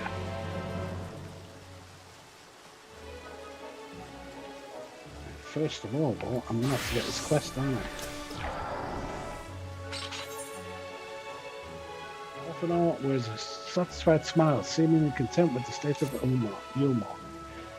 Truly, to see Kaishir thus inspired by our actions is inspiring in itself. Yet, however much I may wish to stay and see what comes of his efforts here in Ulmor, we have matters of our own to attend to. Come, we should return to the Crystal Tower. Mayhap Lug's studies have borne fruit in our absence. That's right. And I will be there. Forthwith. But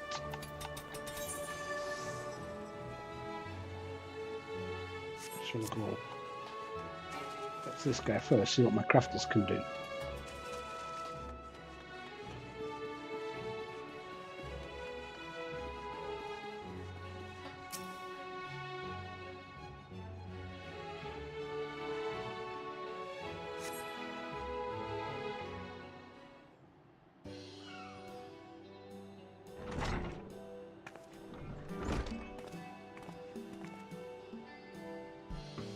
First thing first, let me introduce you. This here is Anfrig, who serves his drink shaken, not stirred. Yes, as the saying goes, here in the beehive, fancy a shake, reactions vary, as I'm sure you can imagine. It's a pleasure to meet you. And this is Bostazia. I also work in the beehive, though my talents tend more towards whining and dining. Winning, I was going to say. Winding and grinding, whatever our patrons desire. Anyway, a friend of Kaishir's is a friend of ours. Okay, we grew up together in Gate Town, closest family. All three of us are orphans, so we had to stick together to survive. We shared everything we had, right down to our last crust of, well, whatever was available.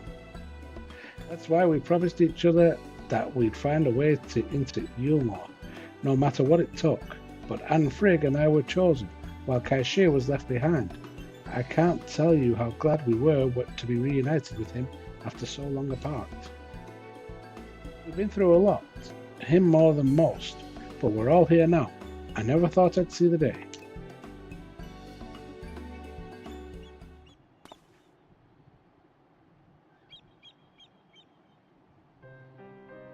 I hate to say it, but the way things are going, there might not be reason for us to stay in Ulmor. So much has changed since the fall of Vor3, and business at the beehive has really dried up. While I am all for this city becoming a fairer place to live, we need to face facts. At this rate, places like the beehive will struggle to stay afloat. If we were to be let go, the chances of us finding similar work here would be slim at best. You're not thinking about leaving Ulmor, are you? To be honest, we don't have much choice.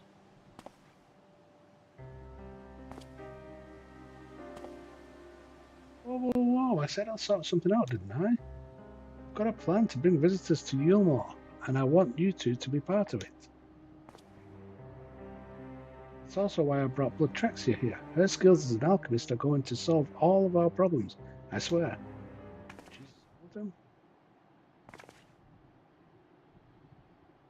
Well, how wonderful it is to see my employees engaged in such lively conversation.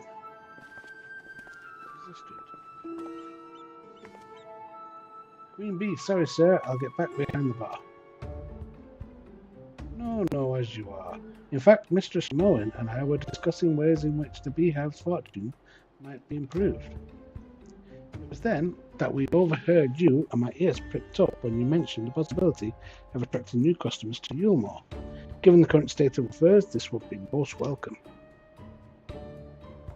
Would you share your ideas with me, young man?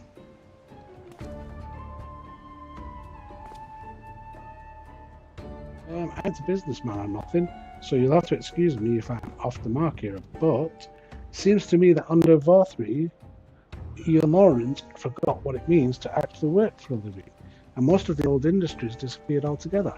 Still, there are a few things left over from those days that we can put to good use. Such as entertainment. Yulmorans ain't the only ones who like to have a good old knees up, you know. If we open up the city of no pleasures to visitors, we'll be raking in the gill.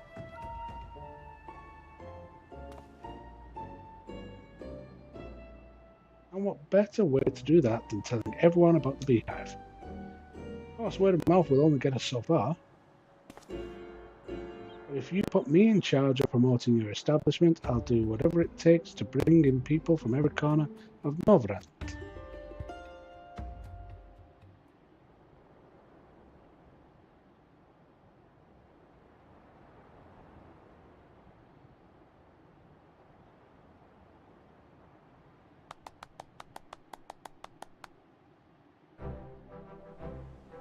I say your enthusiasm is positively infectious, and for a self-confessed amateur, I find you remarkably persuasive.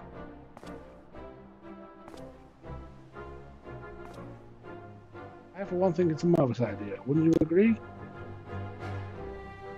Yes, this is certainly in line with Master Chai's aim to foster trade with outsiders, and as far as I can see, the Beehive stands only to gain from this most worthy of endeavours. I'm therefore placing you in charge of advertising the Beehive.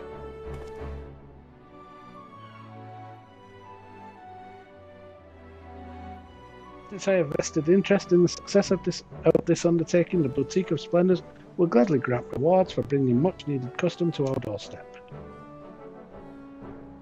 But first, you will need to look the part, and I have a perfect ensemble in mind. In the meantime, I would have the two of you resume your duties. When the time comes, I should like you to provide assistance in any way that you can. Our knowledge and expertise are at Kaishir's disposal, sir.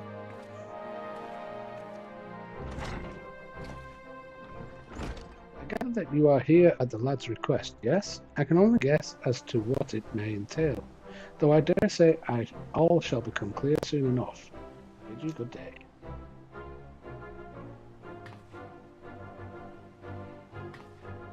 I'm not quite sure what he wants either. Build.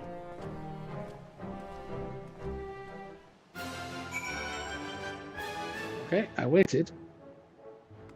No. Don't call me Queen Bee, and I'll...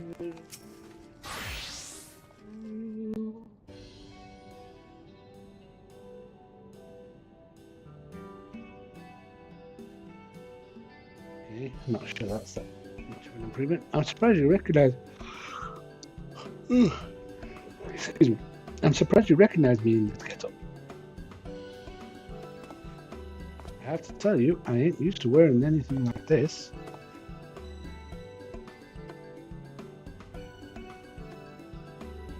Still, if I'm to advertise a place like the Beehive, I suppose I've got to look the part. Not that it really matters, for our first task though.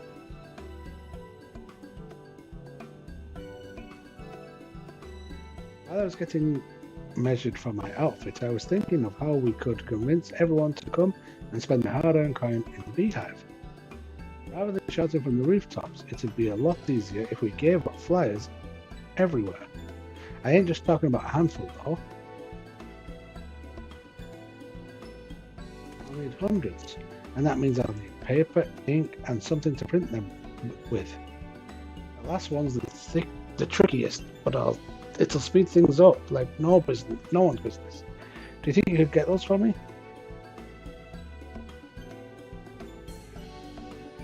There was one other thing. Alright, payment. Court. I ain't expecting you to do it for free. I'll be getting scripts and whatnot from Moen, so I'll send a few your way. That sound alright to you? Thanks, I owe you one. Or I will once everything's been sorted out. All you have to do is bring me the stuff for the flyers, and I'll take it from there.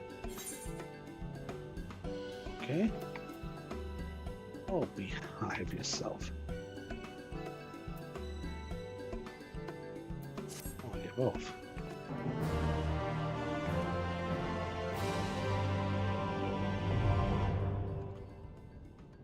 Oh, that was all just for more custom deliveries.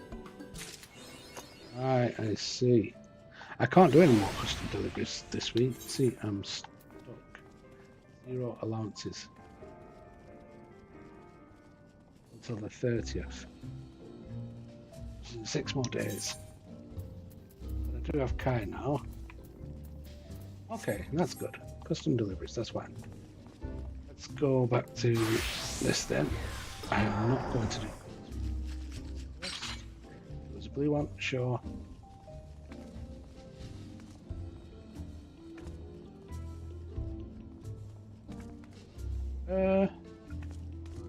Right. I need a drink. So I'm going to chill here for a little bit.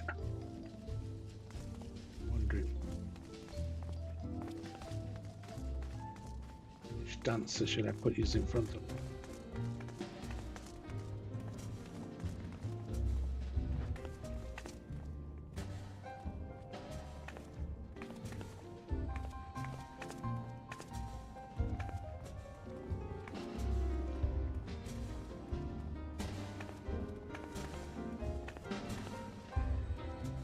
How do I hide my UI? I know there's a way. Whatever, it doesn't matter. I'll be right back. I'm going to go make a drink, so I'll be about 5 minutes and then I'll be back.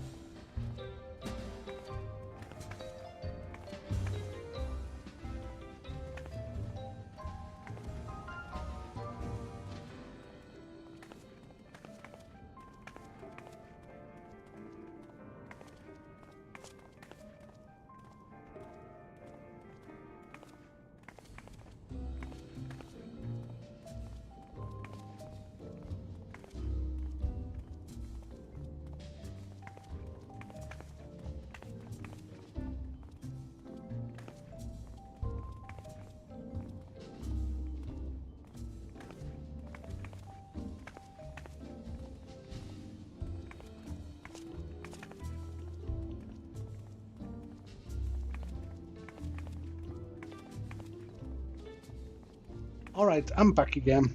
Sorry about the delay there. I hope the entertainment was amazing whilst I was gone. Wrong button. Sprint. I'm going to the XIV anyway, so I'm going all the way back here.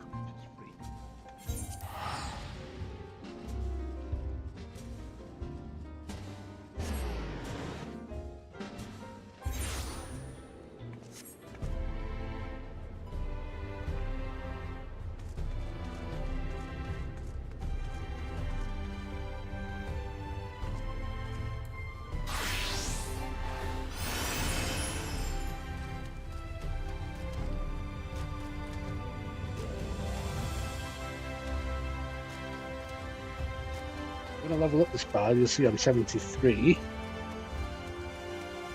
I'm going to level them up to 80 before the end of this weekend.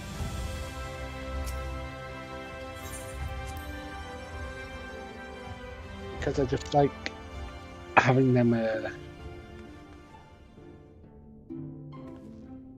like having the option. Can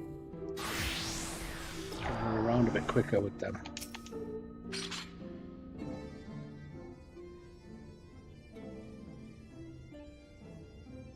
Welcome back. We are given to understand a new mayor has taken office in Yulmore.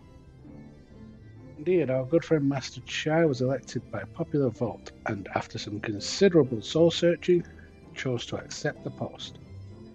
It's a shame you weren't able to attend his inaugural speech, though. I have no doubt you will see more of him in the future. But tell me, how fared you in preparing the White Orosite? Our work did not proceed quite as expected. Oh no.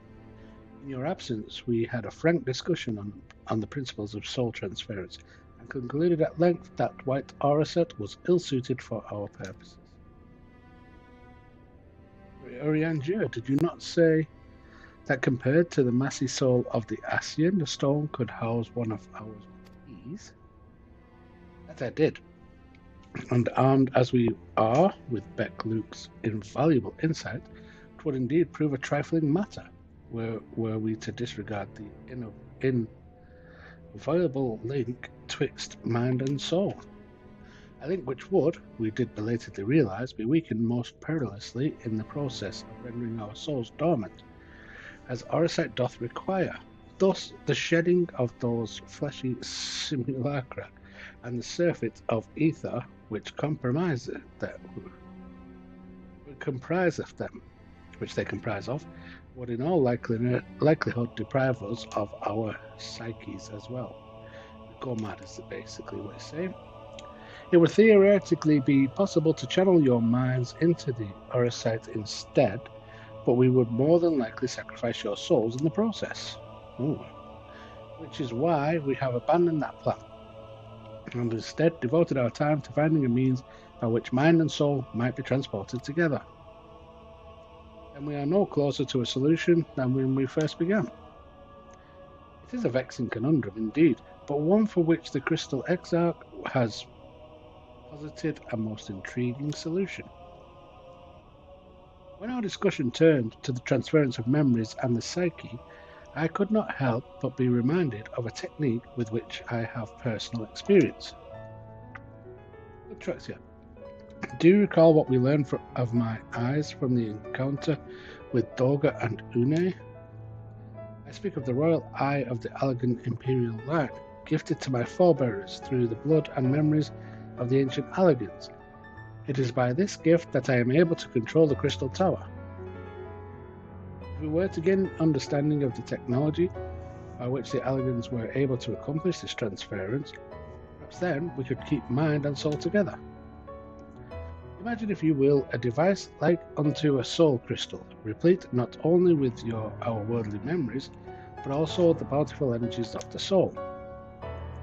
That is our current avenue of investigation, and we will follow it wheresoever it leads. While we are thus engaged, I think it best that Bloodtraxia return to the source and inform Krill and the others of our findings. Agreed. I imagine Tataru will be relieved to hear we've made progress of our sort. And I would beg leave to relay our findings onto Thancred and Rhyme, and to assist where I may in their investigation of the entity. Yes, please do. Should we have need of your counsel, we will not hesitate to summon you.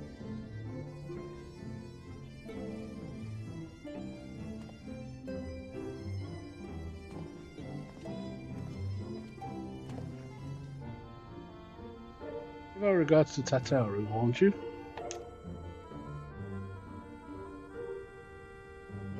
Sure.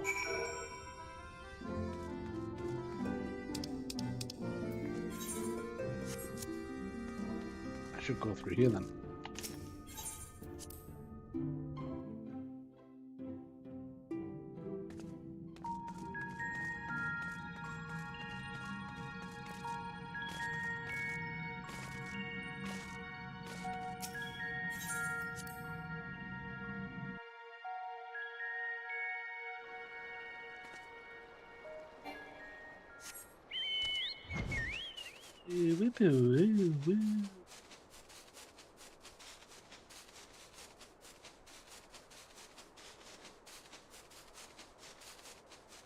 Vows of virtue, deeds of cruelty.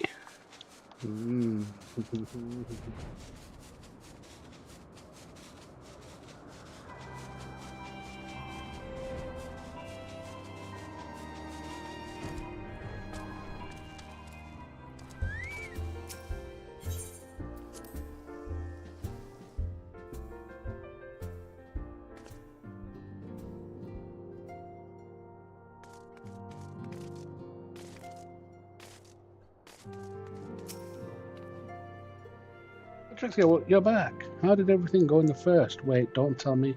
Krill will be here shortly, and she'll want to hear too. She's just tending to the others. Their bodies, I mean. Gods, I don't think I'll ever get used to saying that. Anyway, you can tell us everything the moment she gets here. On speaking to Tataru, several cutscenes will play in sequence. Yeah, that's fine. It is recommended that you set aside sufficient time to view these scenes in their entirety. I've got about an hour. We should be good.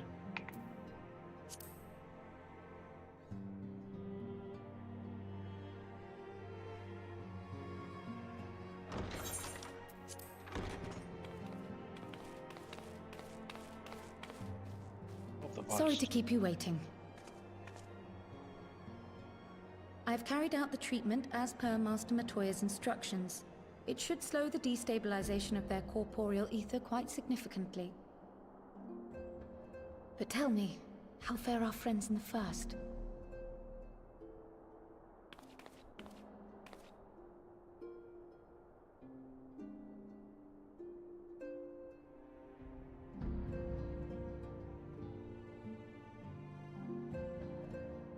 So this Becklug's the first to lead an authority on soulcraft, are they?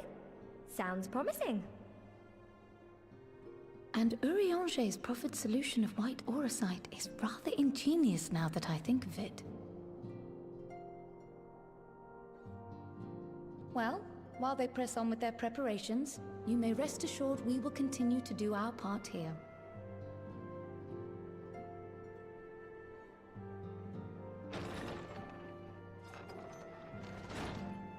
Oh, you're back.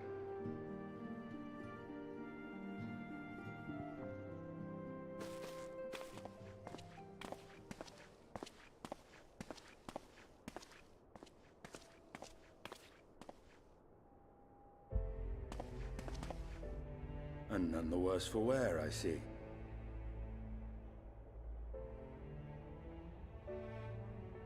Estinian! Oh, thank the gods! We've been worried sick. Did you lose your link pearl or something? The situation in Garlemald has become more complicated. I was making my escape from the capital when I ran into one of yours, Riol. He thought it best we come straight here. More complicated how?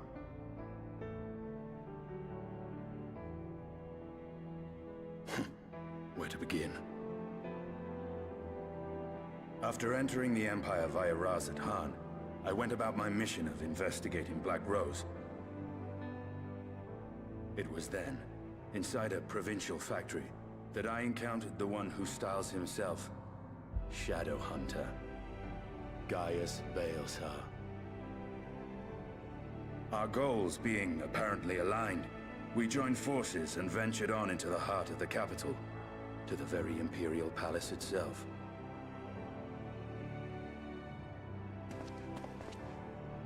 There, we found a man whom all assumed dead.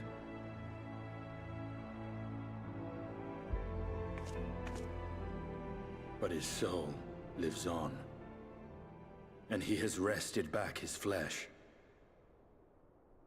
Xenos Ye Galvus.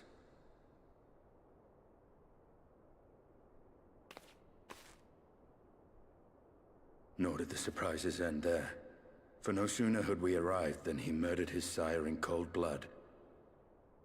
The Emperor is dead. This sent Gaius into a rage, and he charged in, blade drawn.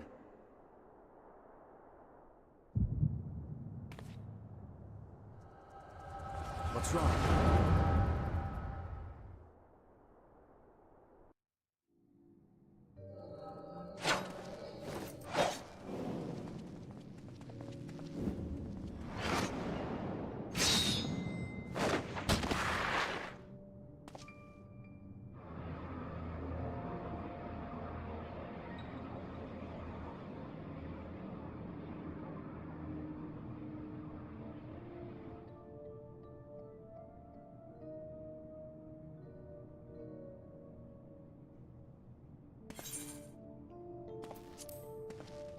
Nay, death will not come easy, so he said. I've seen him. He will not best him alone.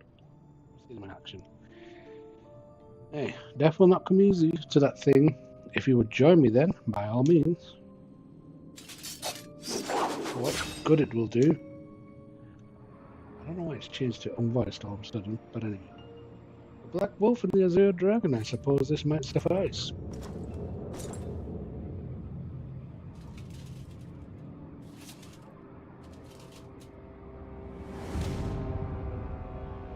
Come then.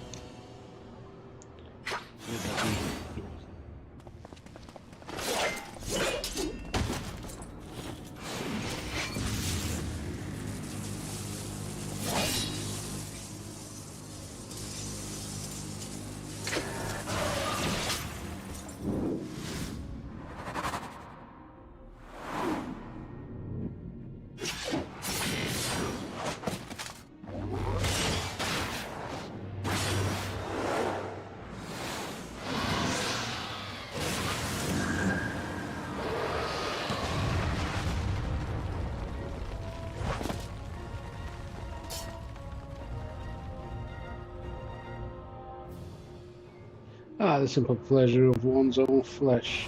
True, there is no place like home. Abomination. Whatever he is, the Trexia was barely a match for him. If we stay here much longer... Emperor Varys, your radiance, are you alright? We may wear out our welcome.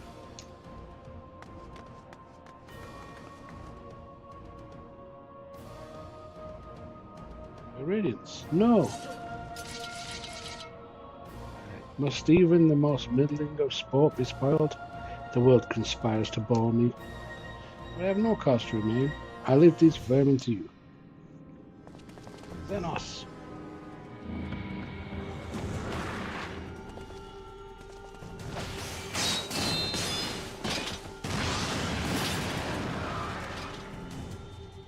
Well, any bright ideas?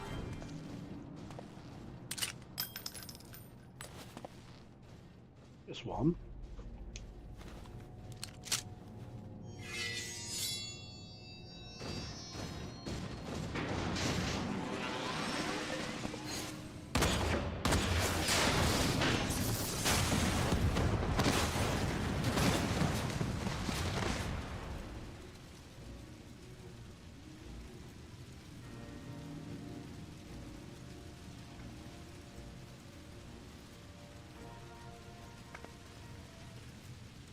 Radiance.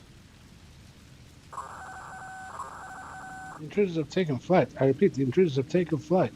Deploy all available Magitech armor. We cannot let them escape.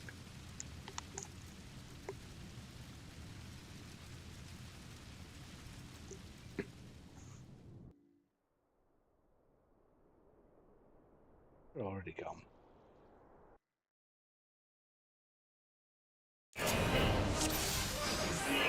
Oh shoot, what now? Really?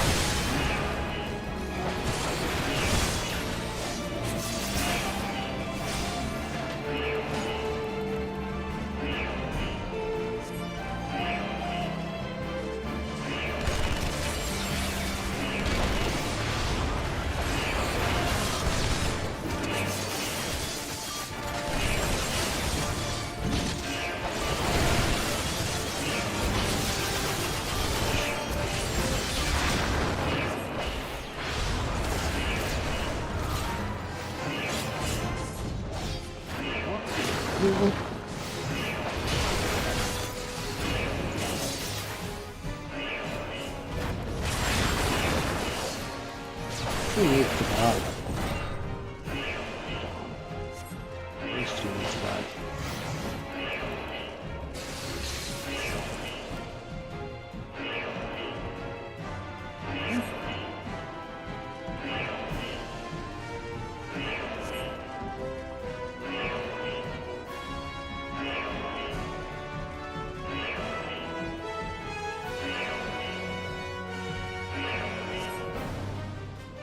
Suggests we split up.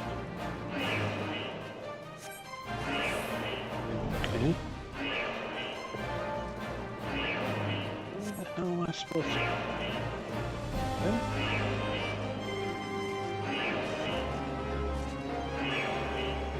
I don't know why it makes you play all these different classes.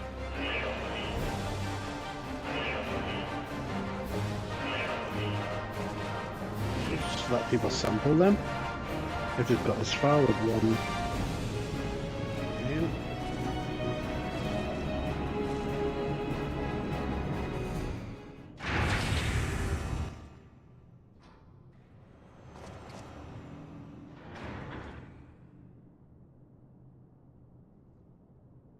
Oh well, someone's been busy.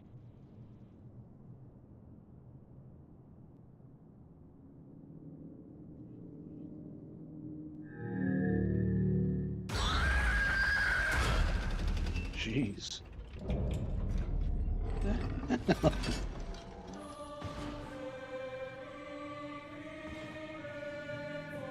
You would bar my way, would you? So be it.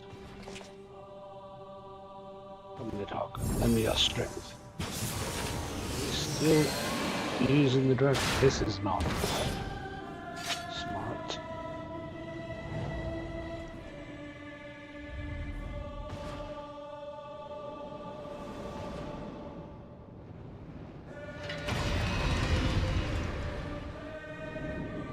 Proper Metal Gearish now.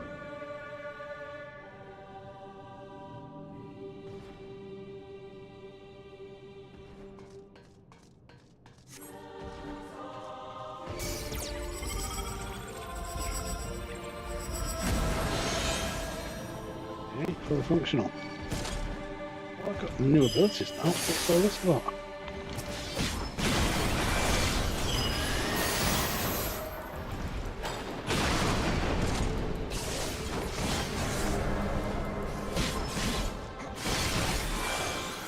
Seem to have a heal now, though. Do I?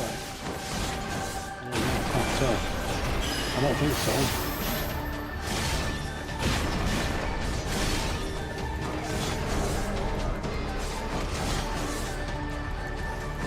how killed them anymore.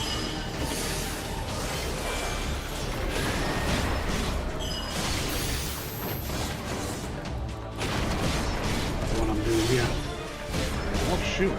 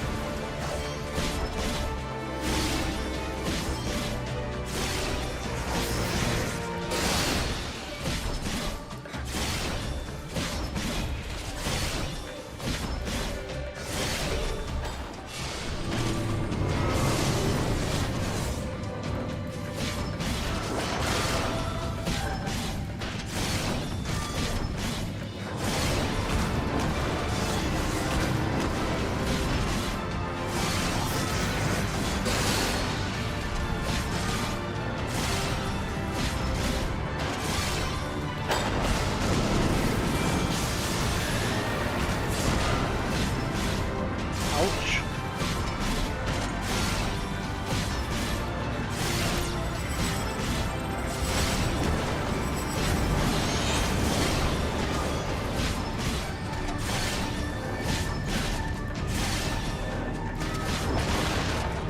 No, stop.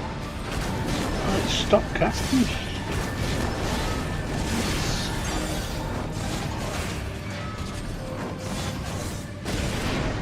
No, no, no.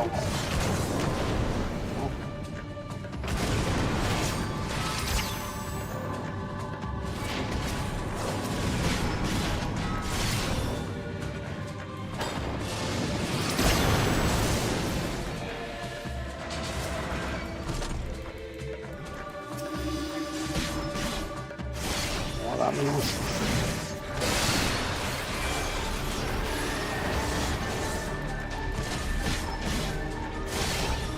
But I'm gonna die. And I don't know how to get health back.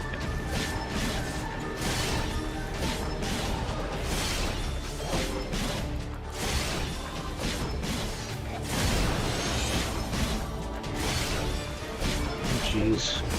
This game. I'm not fighting this thing with this guy. He came here with attack.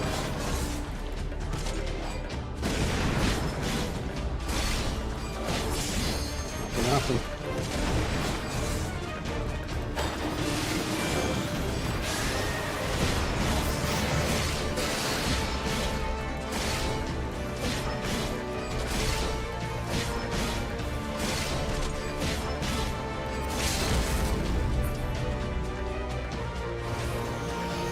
Show them your fear in it, Hog.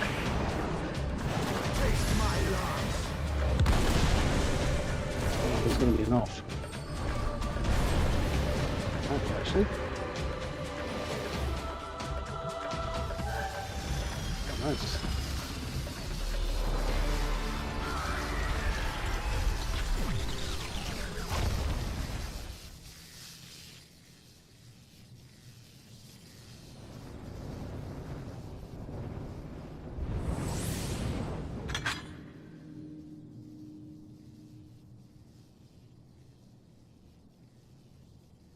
Guardians and their Machina. Now, where are you guys?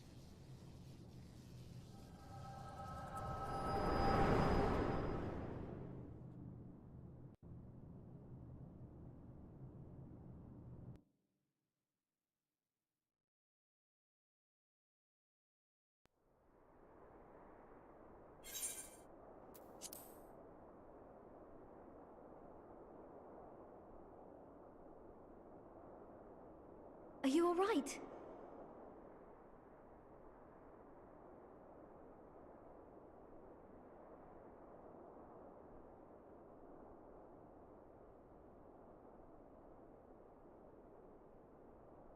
Peer into my past, did you? Mm-hmm.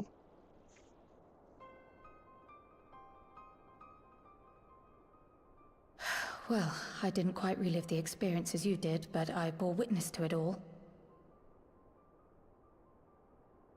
I'm still not sure what I think of this gift of yours. But no matter. Our confrontation was cut short when the Imperial Guard arrived. It was then that Xenos took his leave, citing boredom. To think their research into the Echo could bear such fruit. Escaping death, jumping from one body to the next, and returning to his own after all this time. He is an Ascian in all but name.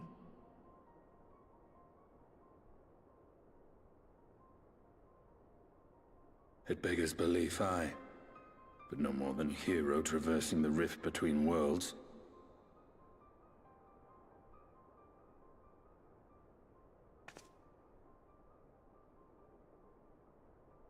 My concerns are far more prosaic. With the Emperor dead and the Crown Prince missing, the Empire is in disarray. Until order is restored, assuming it even possible, we needn't fear an Imperial reprisal. And for reasons of his own, Xenos took it upon himself to rid the world of Black Rose. Riol has already gone to apprise the Alliance leaders of these developments. We may leave the matter in their hands for now.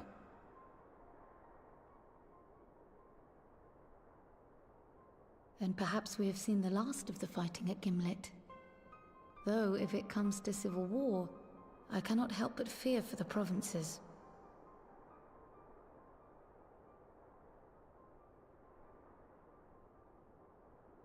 Ah, I'd nearly forgotten to ask. What became of Gaius? Did he not escape with you? That he did, but we parted ways shortly after leaving Garlemald. He claimed another threat had arisen which demanded his attention. He didn't elaborate, but the absence of some device or other in the capital gave him reason to believe they're planning something. Lest you worry, I believe he has well and truly shed the Black Wolf's pelt. Conquest is no longer his objective. We may safely leave him to his own devices. Well, it's nice to have one less foe to worry about, even if we do have a mysterious new threat to look out for instead. Speaking of which, I'll see that Riol and Al Shinobi are made aware. Though we still know next to nothing, it can't hurt to be vigilant.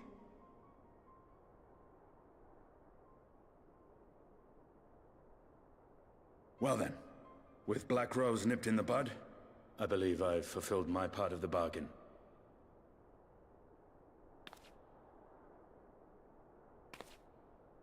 That's true, but with the Archon still slumbering away, we were hoping you might agree to stay with us for a little bit longer.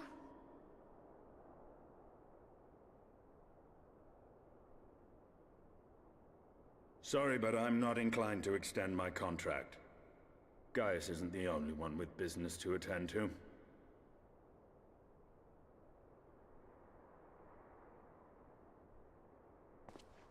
Thank you for your help then, Estinian. I see why Alphino admires you so.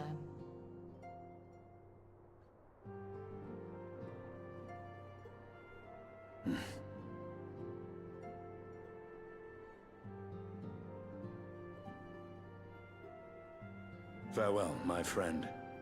See that you don't make a habit of dozing off in battle.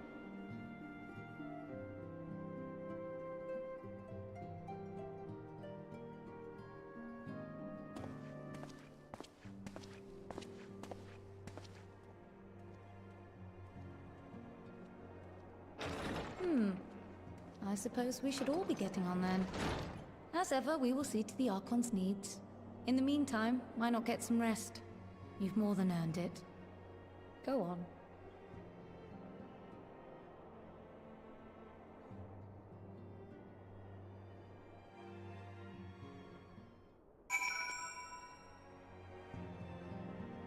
There is no rest.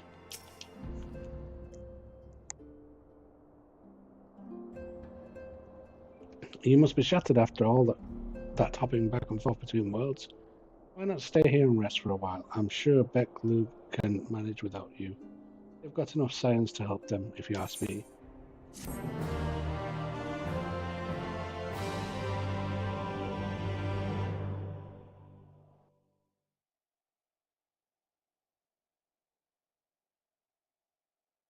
Meanwhile, in Golemon.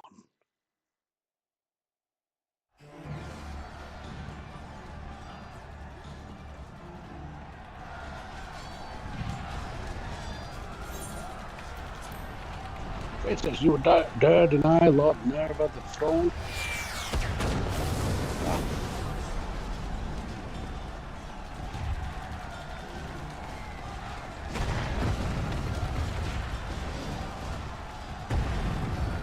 Onward, before this day is done, victory shall be ours.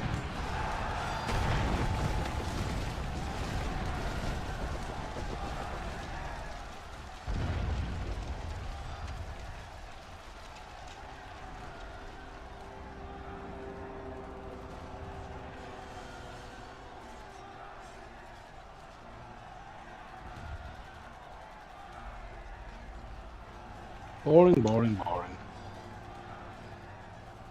What do you think? I find it amusing like dogs herding cattle to the slaughterhouse.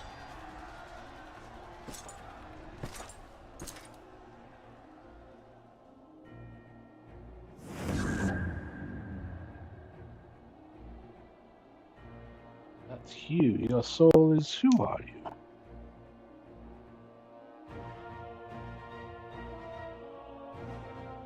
Before your majesty, I am but another dog, lost in want of a new master. A hunting dog, if you should so wish. For I know full well the prey you would seek next. Zodiac.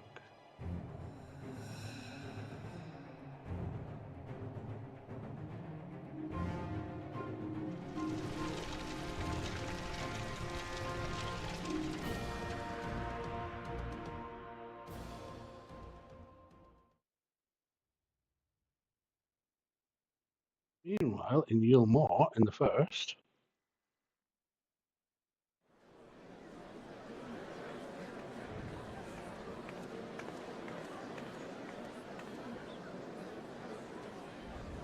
did you hear? The mayor's reopening Deadless Stoneworks, and they're looking for labourers. There's talk of resettling some of the old abandoned villages too. They're even laying on free Talos to help anyone willing to make the move. Free Talos? Ha! We'd best get packing. Steady work, board and lodging. If that's not a recipe for hope, I don't know what is.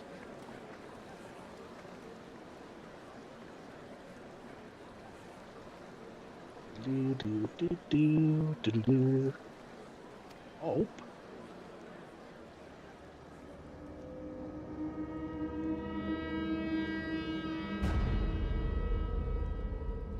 Yes, so long as I yet live, I would see that feeble flame rekindled. Wait a minute, what's going on? Who's this dude now?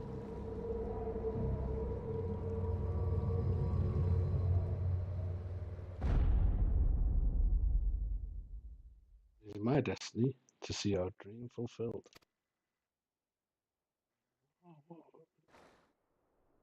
What is going on here? I don't even. Nobody's ever dead in this game.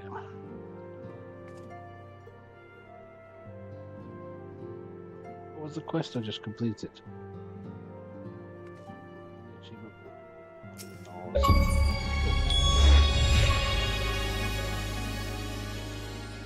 Complete vows of virtue, deeds of cruelty. Right, that was the one I needed to do to unlock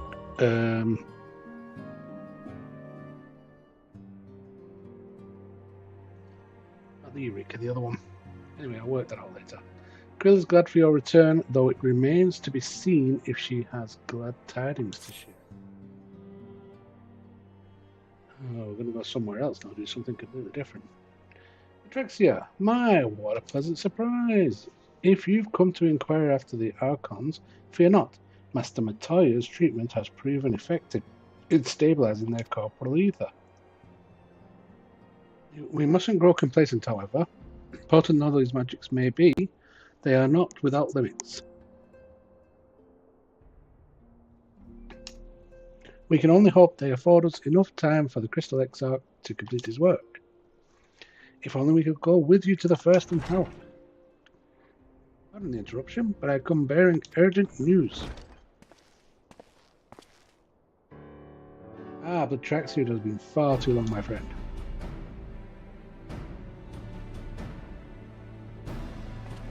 But forgive me, I don't believe we have been formally introduced.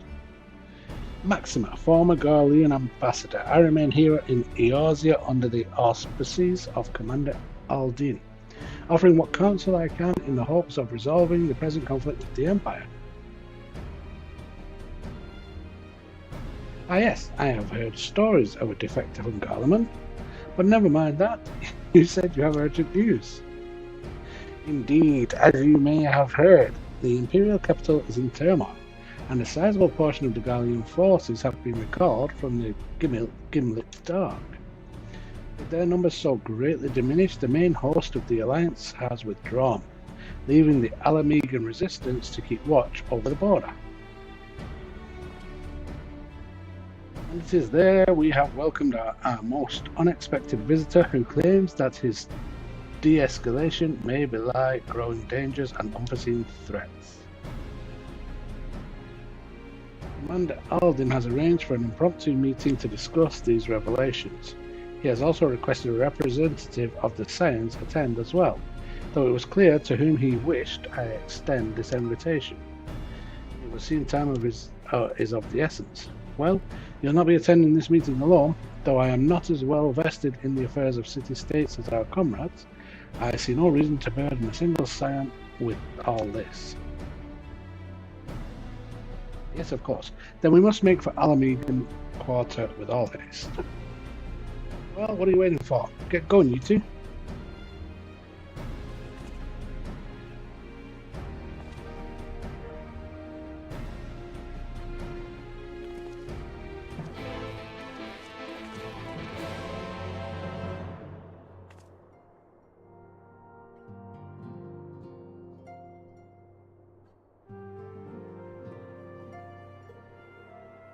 Excellent.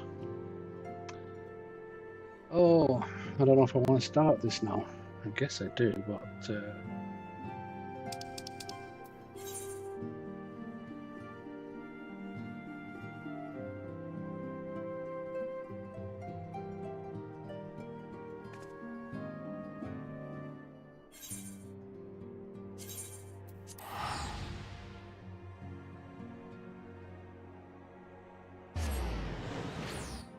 try and bring this the MSQ up on our website, see how far along I've got now.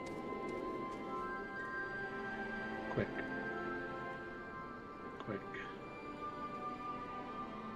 Off.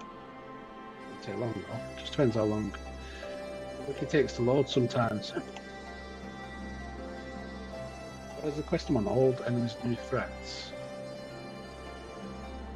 Shadowbringers. On.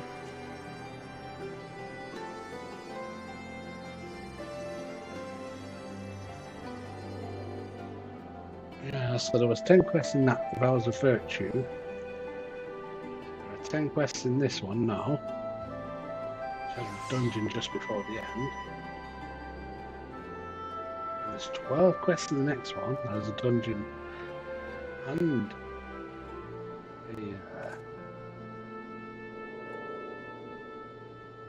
trial in it. 5.3 is going to be long. And 5.4 just has a dungeon in it, but again 10 quests. 5.5, 6 quests, but with a dungeon.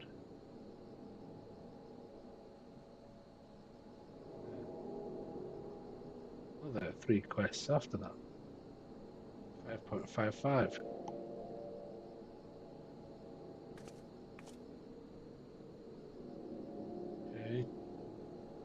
Got a long wait.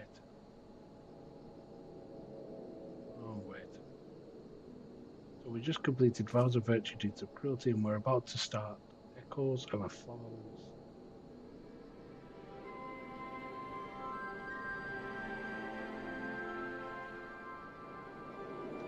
Oh well. I wish there was a way to just bypass these. We're straight on to the next expansion, but there's not.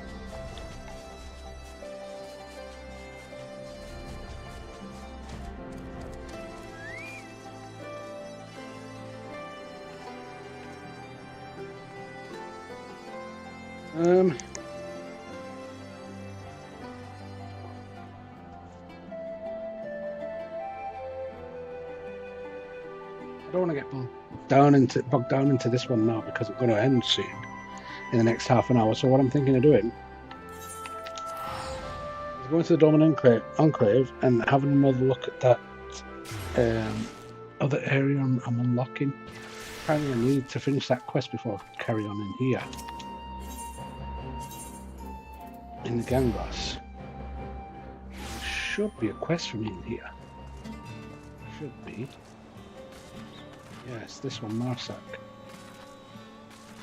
Oh. The reason I'm doing this is because apparently I'll be able to level up my 70 to 80s characters. Jobs, not characters. The look of resolve in Marsak's eyes tells you the time for battle draws near. This is what we want. It is good to see you, my friend, though it came at great cost. I am pleased to say Master Geralt has succeeded in reforging the weapons of Gunhilder's blades. Indeed, the Queen's Illustrate's Guard has at last been reborn. When the deed was done, word quickly spread to every faction of the Borgian resistance. As we had hoped, it has reaffirmed their resolve to press on and see our home return to its former glory. In fact, our troops have already reclaimed Utsia's Aegis, an outpost in the Borgian southern front. When you are ready, I would ask you to make for the front lines to better assess the situation for yourself. Segeros can show you the way? Who the hell is Segeros? Oh, Segeros. I wonder, can I now go with this one? Maybe.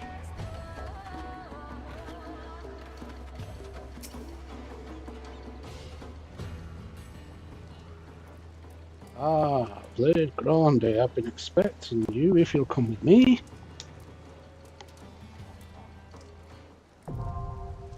Ocean Southern Front is now accessible. Right, the rules of engagement in the Ocean Southern Front are different than what you will have encountered before. The following pages contain a detailed explanation of what you may expect on the battlefield. Read and understand them well if you would gain the upper hand over the Empire's 4th Legion. Okay. Level 6. Though it is possible to join the Borgian Southern Front beginning at level 71, all players will be synced to level 80 while in duty. Item level will also be synced accordingly. All job actions unlocked through level 80 will also be available while in the duty. All players are subject to a separate leveling system while at the front, indicated by their resistance rank. Performing admirably in large-scale battles such as skirmishes and critical engagements will increase your mettle, akin to experience points. Simply defeating Imperial troops and beasts is not enough to prove your mettle. You must participate in successful military operations. If you demonstrate sufficient mettle upon reporting to the Resistance Commander, your resistance rank will climb. Those of higher rank will gain access to more areas of the front, as well as additional quests. Your resistance rank will not increase unless authorized by the Commander, so don't forget to report for inspection. Job leveling. Upon successful completion of a military operation, you will gain regular experience points in addition to mettle. This experience will be applied to your job level as normal, so it is recommended that you consider using a job that has not yet reached level 80 to take advantage of experience point gains. I am here. But wait, more information is available from Sierros in Gangos, and your resistance comrades at the Southern Front, so don't hesitate to converse with them. I do not understand what I need to do, but close that anyway.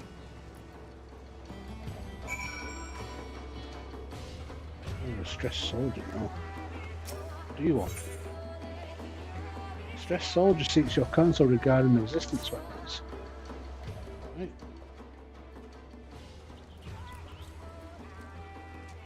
Pardon, Blade Grande. Might I speak with you for a moment? It concerns Master Geralt and the resistance weapons. I presume he has already explained the method by which Gundir's blades refine their weapons, that being combat with formidable enemies. Master Geralt and Zlatan intended to employ similar methods to enhance the resistance weapons, but they have hit something of a stumbling block. To make matters worse, Master Geralt, for reasons he refuses to explain, will offer no suggestion as to how they might proceed.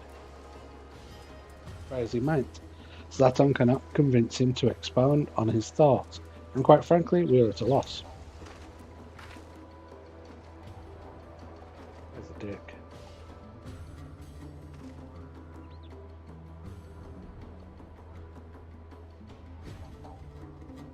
Alright, I get it. No idea what to do with himself.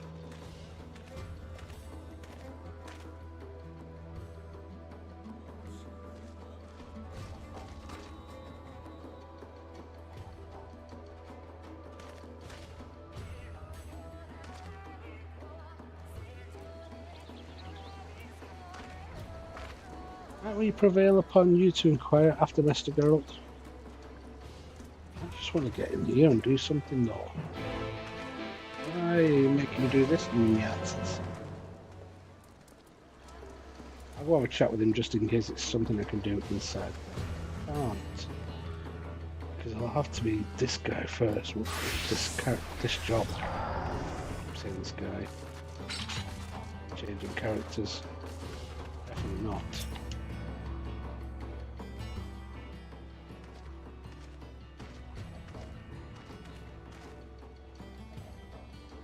Oh, it's you. Now I know what you're thinking, but don't you go believing whatever nonsense they've been spouting about my work. Everything's going according to plan. He told me much of the same, and I believed him too at first. Yet he refuses to speak to me of this supposed work. Should I take my eyes off him for even a moment, a mug of ale will surely find its way into his hands. I see. That's bollocks and you know it. Where would I even keep all of this alleged ale, huh? Behind the forge. In the forge, buried beneath the palm tree next to your tent, the ammunitions depository. Anyone with a nose can tell when you put back a few. Shows what you know. The ale in the ammunitions depository was shipped with the rest to the front line. Couldn't knock one back even if I wanted.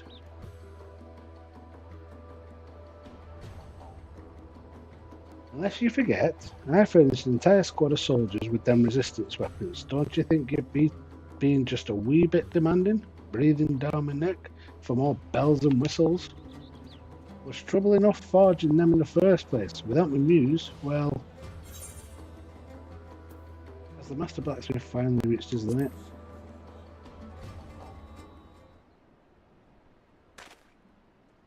Oh, you shut your mouth, you ain't but scratch the surface of my talents. Not my fault the inscriptions are proving so bloody difficult to refine. On top of that, they're getting in the way of any other improvements I might be able to make. Trouble is, they're what really give the weapons their teeth, their design, and the materials used to forge them. That's all mostly for show. If you want your weapon to have more kick, the magic of the inscriptions needs to be more potent. But I don't even know where to begin. That indeed is a curious predicament. How did the Gunhilder's Blade of Eld accomplish this, I wonder? Any thoughts? If they used a crystal focus, what would that we could glimpse into the past and see for ourselves? Maybe we can. Speaking of past, a couple of soldiers came by asking about how to extract the memories out of crystals or some such. By the sounds of it, the Bosnians used crystals for damn near everything what had to do with memory, even keeping memories of their fighting techniques. Oh, that reminds me, we recently received a most interesting report from Gundir's Blades. Since taking resistance weapons into hand, they have come across peculiar new crystals on the field. Oh, handy. Quite unlike anything previously discovered. That could be just what I'm looking for. There's no reason to believe they couldn't use those crystals on weapons, right? I'd wager my last flag in the rail those Borgians could use them crystals and their memories of battle to strengthen the enchantments of those inscriptions. Well, that's what I'm hoping. It may be too soon to jump to such conclusions. It certainly warrants investigation. Exactly, my hunches when it comes to weapon work ain't never wrong. Of course, we can't know for sure till we have a few to try ourselves, eh? I'll see if I can't think of a way to work these memories into my plans. In the meantime, the two of ye can go and find as many as you can.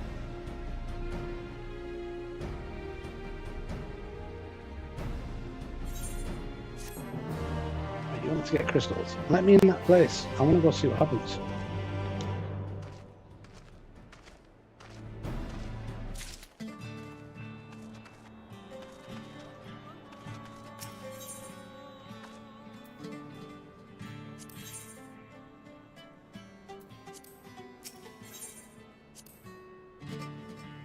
Please know that upon completing the quest for Wanted Memory, you will receive a resistance weapon for a warrior. And that's the plan, isn't it?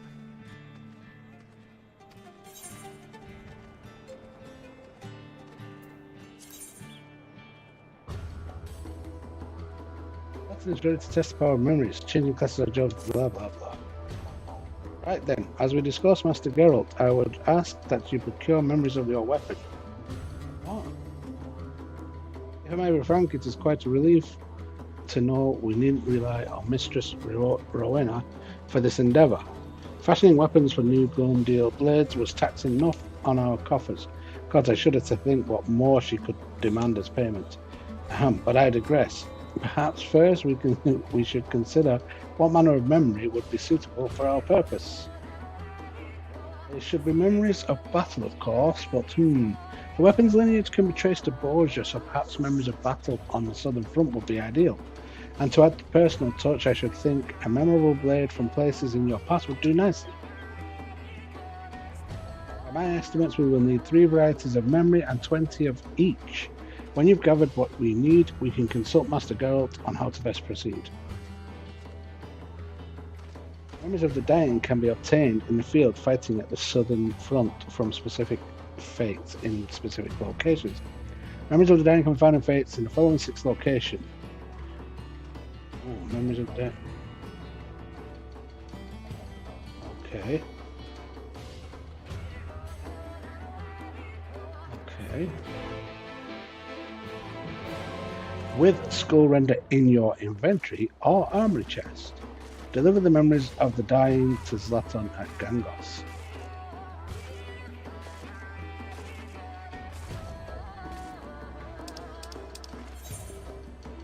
Ooh. You may not proceed with a class or job that is different from when you accepted this quest. Memories of the dying can be obtained with field. Memories of the dying can be obtained in the field fighting at the southern front, or from specific fates in the following locations. But I don't have to do it with this character, do I? Because I want to play as this character. We're going to see. We're going to just see if we can get to this place. Enter the Borgian southern front. Yes, please.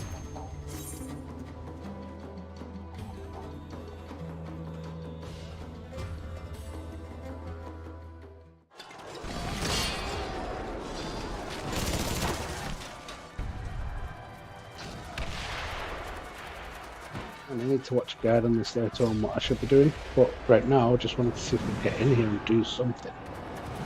I'll spend the next 10 to 15 minutes in here and then I've got to go pick up my jump skill, so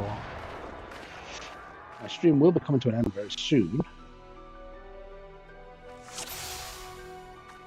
There's quests in here, resistance, notoriety. And I moved that.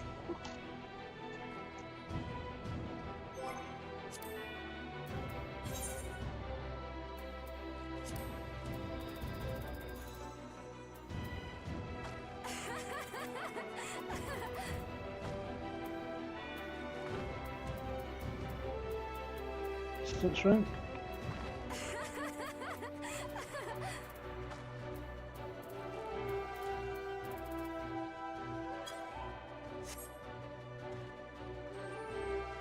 Oh, I don't want that on my screen like that the whole time. First I want to make it smaller.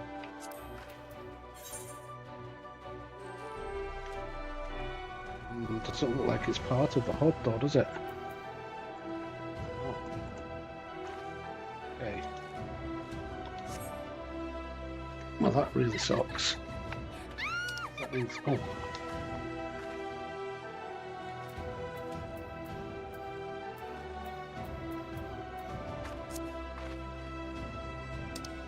Move this.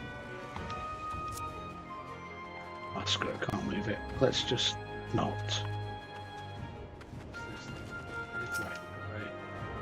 I haven't attuned to this yet.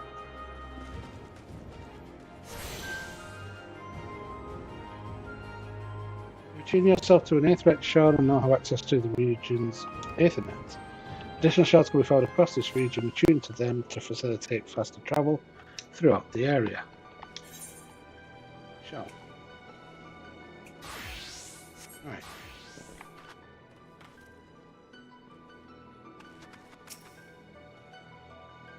What does this guy have to say for himself? I'm glad you could join us, Blade Grande, and on a moment too soon. Allow me to introduce to you Gundir's blades, or whatever he said. I mage Zevon, Master of Flames, the fury of his arch rivals even the fiercest hells.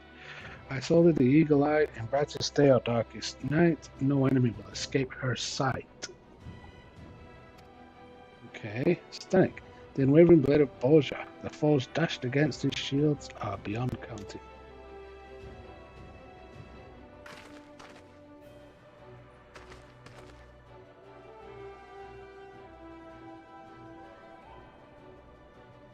Belibor, the baleful blade, his unbridled fury can fell entire cadres with a single stroke.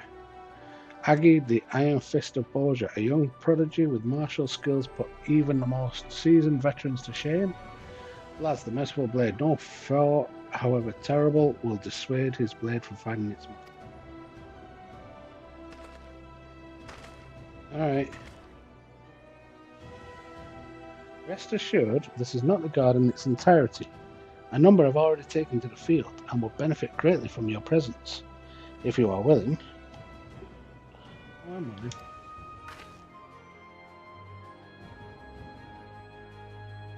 With Gunhilder's blades and the Warrior of Light leading the charge, it is only a matter of time before Castrum Lacus Litori is ours. Speaking of which, I believe you have yet to see the Castrum. If you'll follow me, I'll show you the object of our struggle here on the southern front.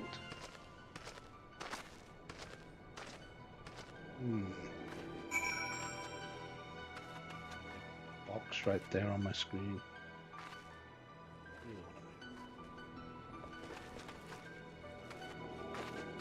Where is he?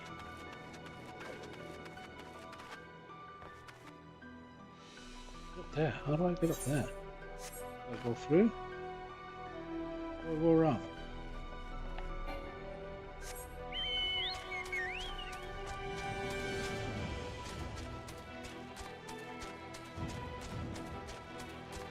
Can I go this way? There he is.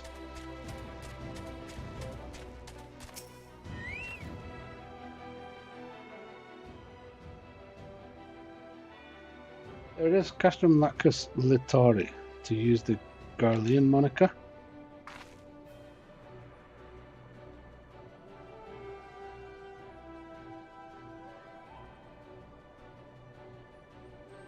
Sultan Hamburger Hill. Its true name is Alamuk, which means eagle in Borgian, as they too once made their home in these mountains. To our people, they are a symbol of strength and good fortune, both of which were sorely needed when the Empire first invaded. But we needn't dwell on the past failings. Now we have a chance to reclaim what is rightfully ours, to remind the people what it is we stand to gain. I have chosen to call this initiative Operation Eagle's Nest. Like the great eagle, we must strike hard and swift, and with you at our side, I have no doubt we shall see this through to its glorious end. Ah, glorious end.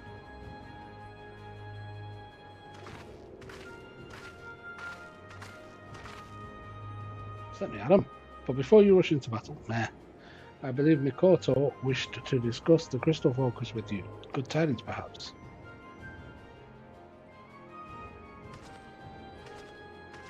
Blah, blah, blah.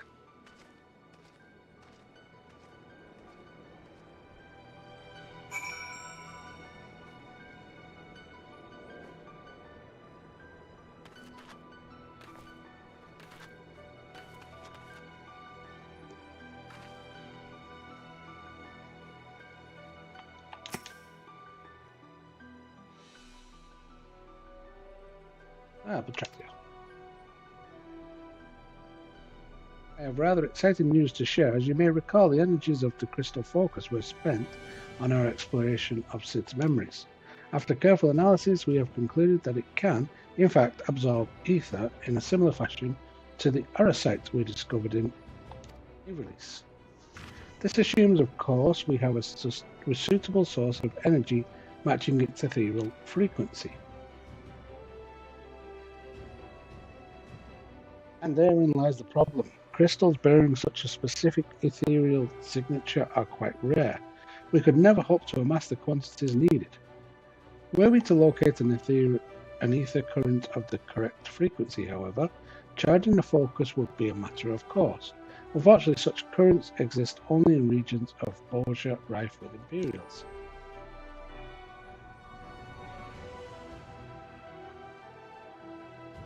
Mikoto wished to wait until the fighting died down, but as I explained to her before, time is a luxury we can ill afford.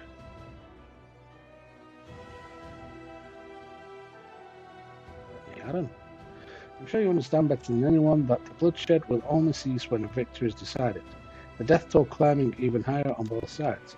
The horrors of this war weigh heavy on the hearts of our people. Burden which could be eased were we able to employ the crystal focus, healing wounds not of the flesh but of the mind. Plans to locate an ether current are well underway, but I suspect your help would see them expedited. Might we ask for your assistance in this endeavor? Sure. Extra time as we are, Sid has already begun work on a monitoring device to locate a sufficient source of ether. I would join him and see the final preparations. In the meantime, I would ask the two of you to investigate the location I believe to be near an ether current. Sorry for interrupting, but a few of our soldiers wish to have a quick word before you depart. Oh, for fuck's sake, really? I expect their intelligence will prove useful when you are in the field. I'm never getting in the field.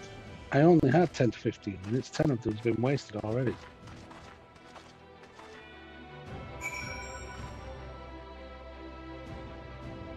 Tell me to speak to her again. Why? I appreciate your willingness to help, but you must always place yourself in such peril. I'm sorry, I understand you only do what must be done. We all have our roles to play, and I promise to fulfill mine as best I can. Stay safe out there, won't you? I don't know if I'll ever get out there. Speak with the Resistance Secretary Sir Josphat to learn more about the battle on Borgia and Southern Front.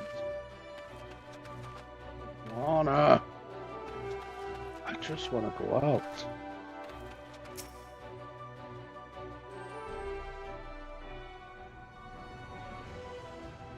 Lord Grande, a moment if you would.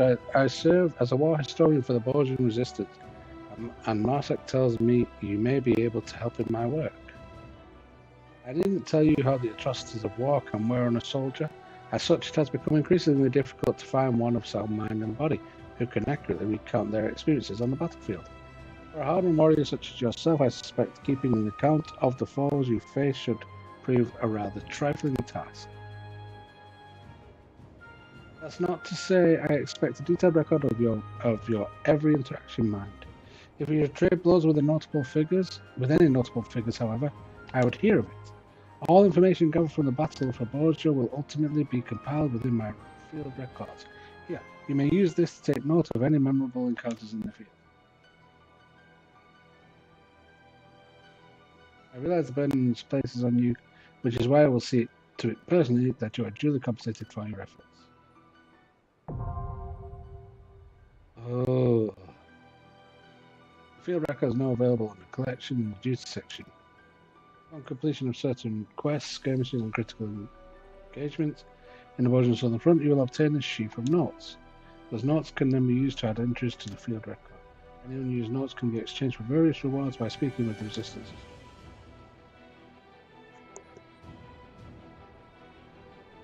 A parting word of advice, if I may. While there is no telling what you will face on the Southern Front, Dimitar over there may be able to... Oh, fuck off. May be able to assist you in finding worthwhile battles for our field record. Someone else to speak to. And then I'll speak to someone else. There. Goodness sakes, man.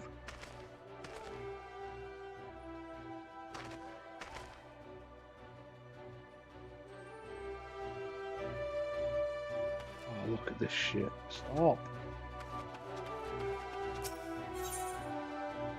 What is this nonsense? Metal. Greetings, Blade Grande. I take you as soon joining the others. Oh, do you? Because I'm not bloody sure. Though my duties have kept me here for the most part, I have heard tell of the carnage wrought in battle by enemy soldiers and their war machina. Indeed, the Imperials often prefer to wait until their intended target has been weakened before sending more troops to deliver the final blow, yet for all their cunning, they are remarkably predictable. Let us suppose you destroyed one of their war machina and the enemy receives word of your victory. They would no doubt assume the effort has left you exhausted, perhaps even badly wounded. A perfect opportunity to send reinforcements and overwhelm you. But what if, unbeknownst to them, we are prepared for the arrival of these additional troops? It would be an opportunity to further diminish their ranks. I would ask you venture out onto the battlefield and fell 2 4th Legion Nimrods and 2 4th Legion Lashers. Should they decide to send reinforcements, there will be no element of surprise to favour them. By defeating War Machina on the Borgian Southern Front, there is a chance to initiate critical engagements, which are special encounters limited to a small number of participants. Victory in critical engagements will increase your metal as well as earn you various spoils. If you happen upon a critical engagement and wish to join, you can participate by selecting a mission via the Resistance recruitment portal.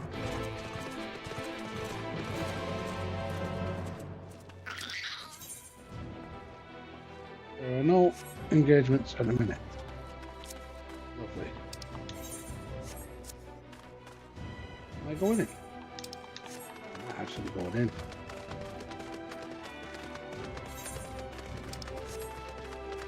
What are they? Wait, what's everybody doing? Where's he going? Oh, these things need taken down here. This number here. Number, apparently.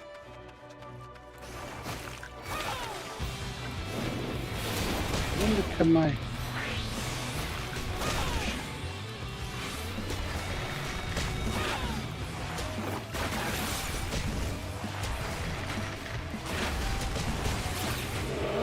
Yeah.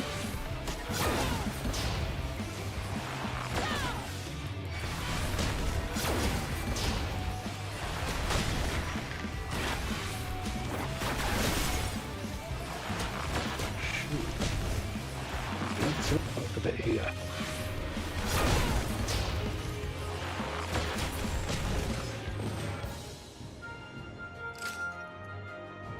Alright, I did that. One of them. He's... Oh no, I can't summon my companion. I need a death claw. Do you need a... Oh, I do need a slasher.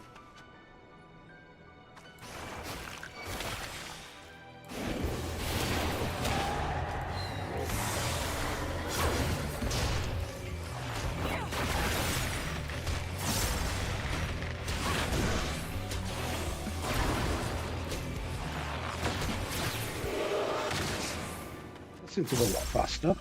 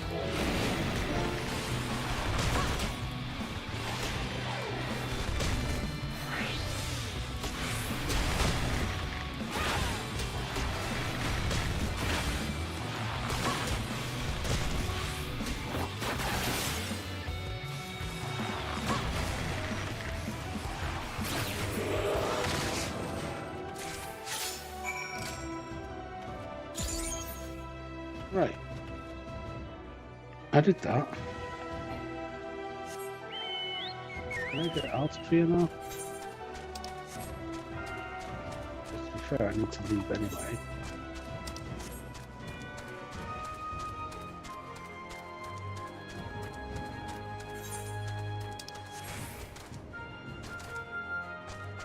Oh, resistance recruitment lock. War beast.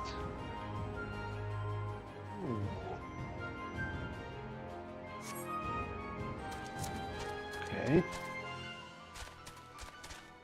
Not right now, but maybe later.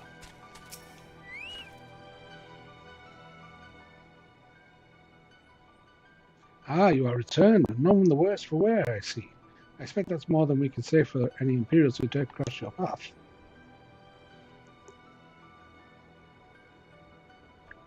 But enough about them. I wish to ask if you noticed any peculiar crystalline objects in your time on the battlefield. Borgian clusters, we call them. The Borgia incident wrought a most unexpected change in the land, which we believe is what caused these clusters to appear. Our quartermaster would have any samples we can find for further study into this phenomenon.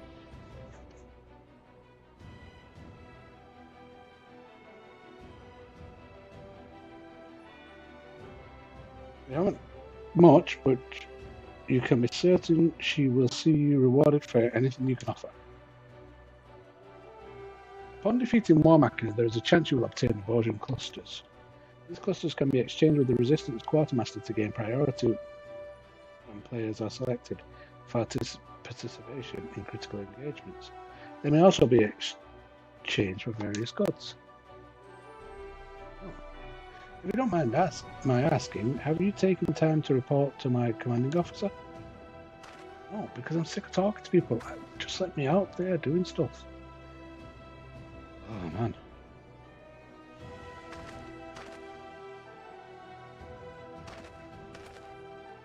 Alright,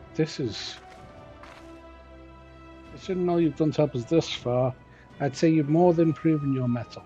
Here's certain to want to hear about all you've done out there. I don't know what this means. How do I hand in and get actual XP? That's what I want to know. How do I get actual XP from this stuff? What's this guy bought? Ah, Blood Grande. What news from the front lines? Offer proof of your mettle. Were there not other soldiers to account for it? I would believe your report a work of fiction. Readers will no doubt be inspired when they hear of your accomplishments. I look forward to hearing more of your continued success. What was that? Oh, I ran it. Okay. If you have nothing else to report, I will not keep you. I pray you stay safe out there. Okay.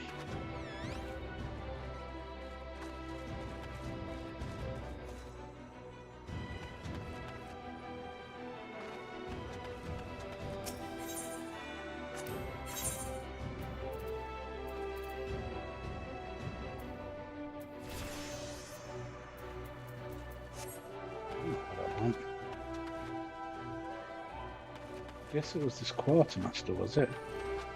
They were saying I should bring those crystals too? I have no idea. It was. Cash priority deployment in critical engagement.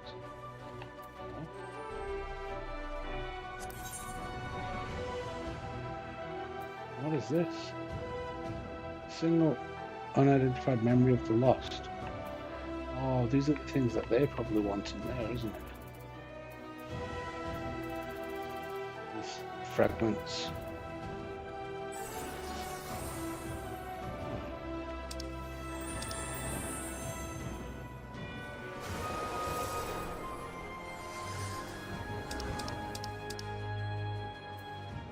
That's a good buy one of those if I wanted to.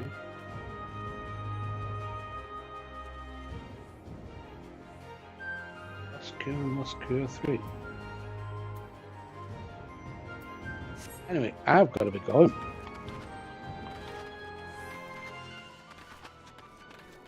don't know how to gain XP from here yet.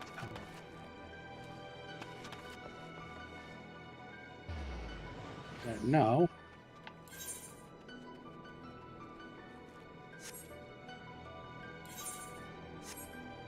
no.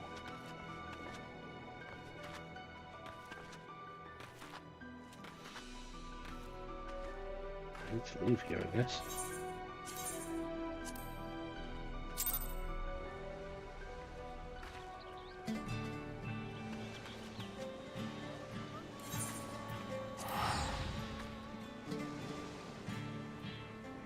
Trying to find myself somewhere close.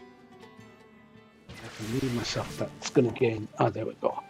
Gonna gain rested XP whilst I go get my son. So we'll have another look at that when I come back, but it won't be on stream because no.